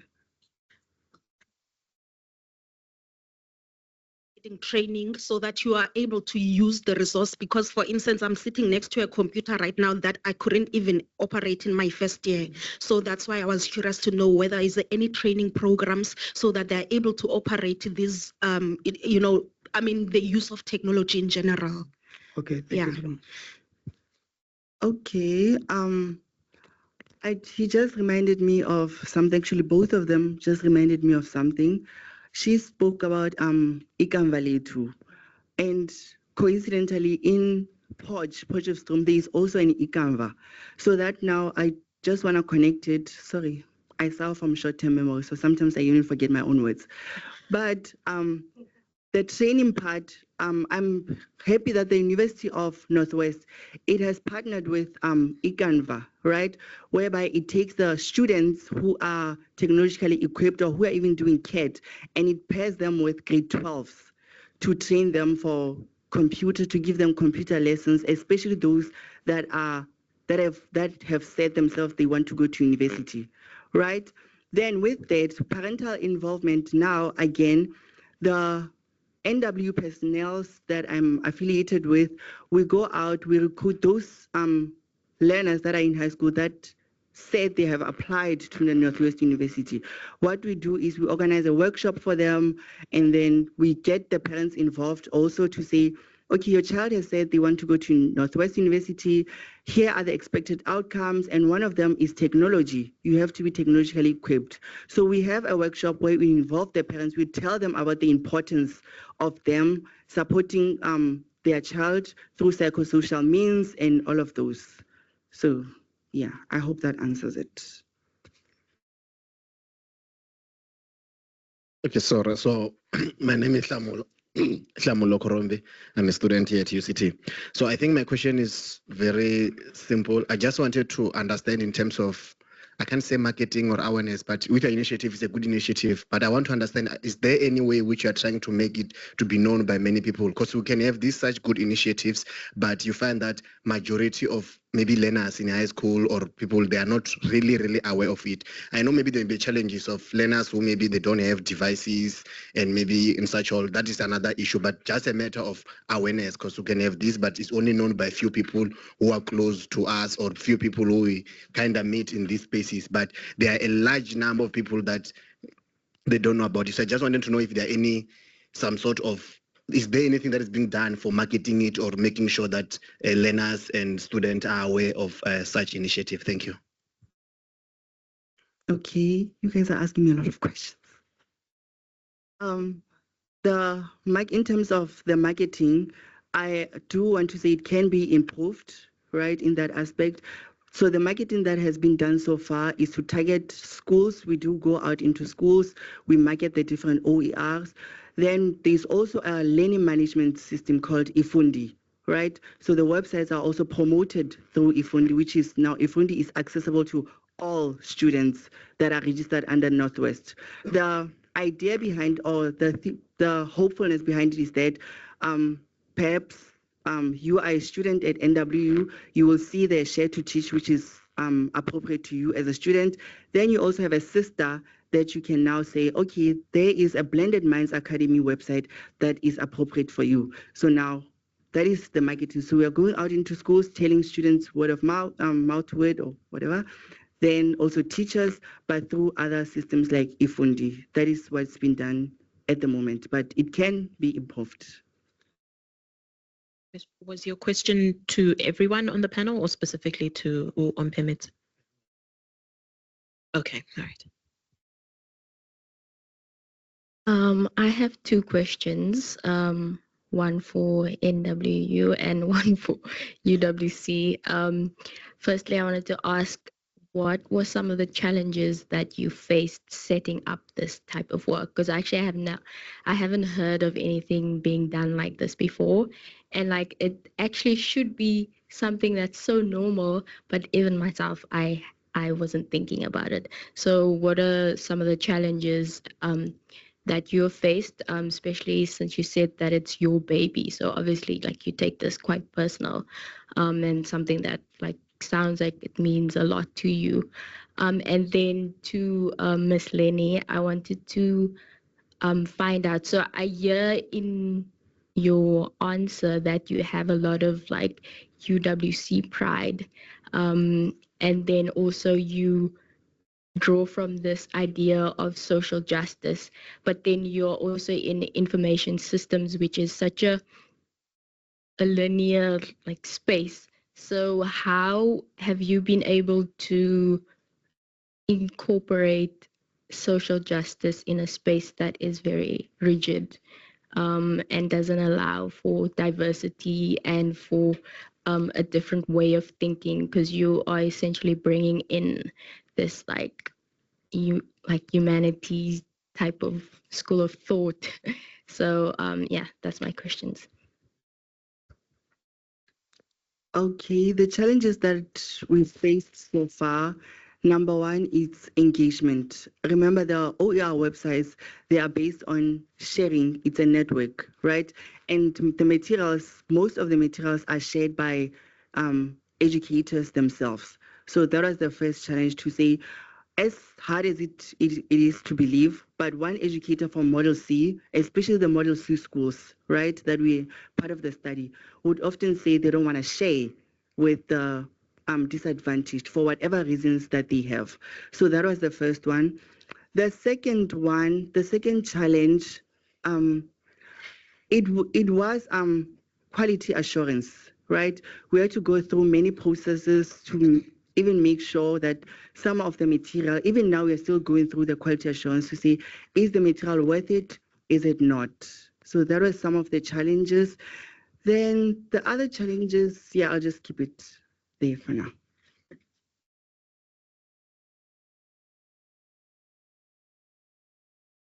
Thanks for the question. Yes, in the field of information systems, computer science, our work is very more on evidence-based, and methodologies like community work isn't really adopted.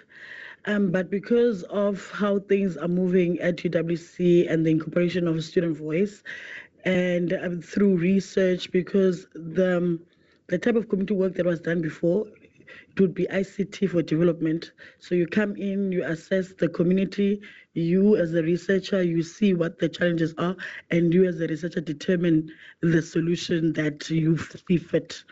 And the issue now with that type of approach is that the projects that they bring in, they don't end up being sustainable, and that along the way some issues happen, the communities can't then continue with the projects, because these are the solutions that the researcher thought of themselves.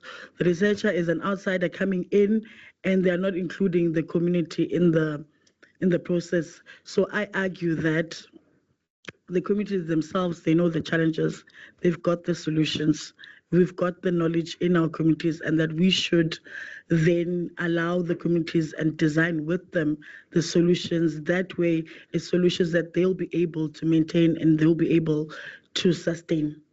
So the whole point, there's no good and well having this almost like this charity, almost like this African aid mentality, that we're coming in, we're giving you, take, do what you must. We need to almost bring about a scholarship that empowers, that co-creates, even if it's with students and even if it's with communities. And UWC, in terms of the health community, health faculties, they've got already partnership with communities. But in terms of when we move along information systems, computer science, it's still quite complex, and it's not as easy because our professors want to be up there and want to pull the solutions. So yeah, that's why I say that we need to, it's radical because it's quite different in terms of how information systems works. Thanks. I just wanted to say another challenge that I actually experienced, I don't know why I didn't think of this first, was belief. Most individuals, most people who claim to be academia, they are still stuck in the old ways, right? Where they want to refer to pen and paper when educating others. But because this now, it was an OER, to them it's a new concept, it involved technology. Again, they're still struggling with that area. Now, there was that resistance to say, we don't want to use these materials, even though they are free, but they're still found in through the use of technology. So one of the biggest issues that we experienced with participants was that they do not want to uplift themselves through technology, because in the website you are taught what is OER, you are taught what is SDL, and then there's like a quiz to say, did you learn something, did you not? So they would often give reasons like, we are too busy.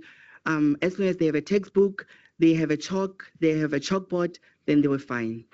So that was, again, one of the bigger issues.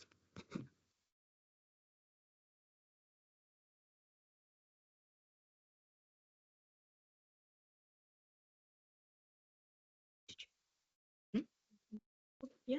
Oh. Hi, I'm Lauren. I am a PhD student from UCT. My not I don't know if it's a question per se, but Lukona, I really love the work that you're doing. As a former fallist, I love it when people speak social justice. So thank you for that, and thank you for articulating the inequality that exists within UWC so well. I think that was so good. I'm so intrigued by how so my research looks at community as well. I also believe that information should be seen as, an institution should be seen as transdisciplinary, in that we sort of decolonize where information or intellect always is seen as sitting, right? Because I come from a township and I know the smartest people that are in townships that I know me being here is just chance and opportunity that just met somewhere along the line, right? So my research is very centered in communities. I always try to amplify the voices that are marginalized and silenced within my community. And I've been finding it so hard I also obviously want to create OER resources with the community's knowledge as a fundamental knowledge base, but I've been finding it so hard to articulate that. Nah. I know how to do it because I did it with my master's, but I've been finding it so hard to to just articulate in terms of how I'm going to do it to turn that knowledge into OER, and what are the practical steps or methodology that I'm going to consider in doing that. So I just wanted to know if, because you spoke about using community knowledge. Yeah, can you please help me articulate it? I think what works well is to do it in stages. Always start with where you get your community leaders. In most communities, you find that they've got a councillor. Then they've got a PR councillor, which is the party representative councillor. Then they've got the councillor that is the one that's employed by that's deployed by the government. Then you find the forums that are within the communities, police forum, youth forums. Those are always the best people to start with because they're almost like leaders of the community. You also get your tavern or shabin owner in the mix as well. And you start by just mining to get where they're at without introducing anything, but by just posing a little bit of questions to understand where they're at with your specific problem or your area in terms of OR. What are they feeling about education? You may find that some have children at university, they're struggling with the same thing. Before you take your next step in terms of the questions that you're going to ask or the type of workshop you're going to have, but just almost like a mining to get where they're at. And having the leaders always works well. If you need maybe a more population, then those people are the ones that are able to get you more, like a larger number of people in the community. But just going in randomly doesn't work well. Yeah, thanks. I hope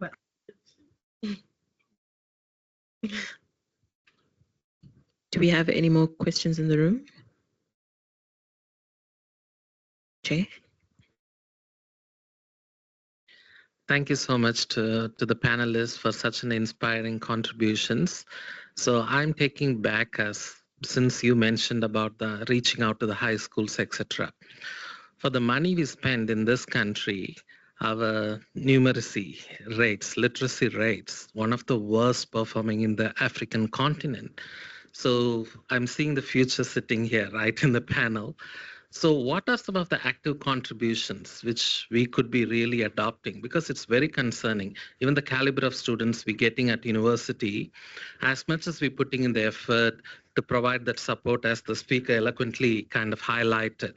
We saw starting on an equal kind of plane. As much as we're acknowledging students coming from iPads in primary school compared to somebody who never have touched a computer. Actually, how do we really deal with this crisis? And now with the advent of AI, it's really be suffocating. That's the word I would like to carefully choose.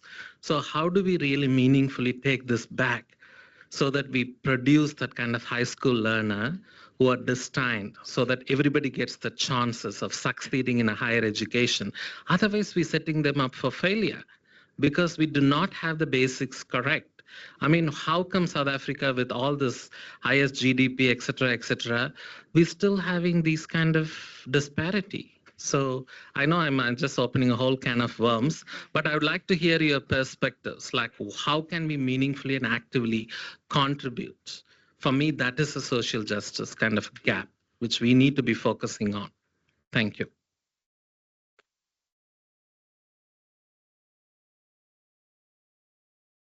An open question in terms of how do we make sure it's meaningful and what. Even if we don't do it now, what do we aspire or what do we envision are those contributions that can be? Okay, I'll start first. I think what we need to do as individuals seated here, we need to make awareness first. We start with our the parents of the, especially if you're a parent, you know that your child is attending a particular school. There are some particular situations whereby the school will call for a meeting. That is the opportunity for you to address that, to make that awareness to the school and to the parents as well. So we give the parents an awareness of something that is happening so that their kids will benefit from those things. And then secondly, we do, as universities, we do some workshops, especially in underserved communities. You assign individuals who will go to those communities to educate those people that are, especially from the leaders of the community, coming to the, also to the schools, and then also to the parents as well. I think that one is going to work, especially like as you said, that education is a three-legged pot. So if the parent is involved, a teacher is involved, and a child is involved as well. So, but if the parents, especially the parents, if they are well aware of the initiative that we are pushing, I'm sure our kids will go a long way. Okay, just hopping on what he said, I think what he said is true. We can start with awareness, but after awareness, then we must start doing. So one way we can do it, I think it's volunteerism, right? An example would be, like I said, NW has partnered with Icanva. The learners are from Icanva, they are upskilled, they go to the university. When they get to the university, they are still upskilled there, again, through Icanva. Right? So we are creating now a network between the community, which is Icanva, and the university, right? Then these students, because they've made it to varsity, it means they still have knowledge of high school knowledge, then they can start volunteering by going, I'll speak for what I know, they go back now to high schools where they offer extra classes, go over the material again that teachers missed, because in high school, there's not a lot of time. It's a 45-minute period and the content is large. So then I think we can do it that way. Through awareness, then we increase the awareness through volunteerism, but we actually do it. Other than, oh, volunteering, but we're not actually doing the volunteer work. I think we can do it like that. Thanks. What I've noticed about under or marginalized communities is that the parents, they come back, the parents is in Khayelitsha, they're working in town. By the time they come back, they're so tired, needing to catch another 4 or 5 a.m. train. There is no time for them to check. It's a luxury to even check your child's homework or to see how far they are. And I think that's the biggest problem. And I think universities need to bring back a lot of those what we used to call, a lot of those foundational years, the bridging courses. So that because a few weeks can never equip or set up a student to the same level of someone who was going to a model C school and we're going to a township school. A year is something that's more realistic to understand the system of a university. I mean, imagine, especially like at a UCT, maybe a UWC is better, where you'll find someone speaking Xhosa, and there is maybe like a DAL course, there's like a computer course.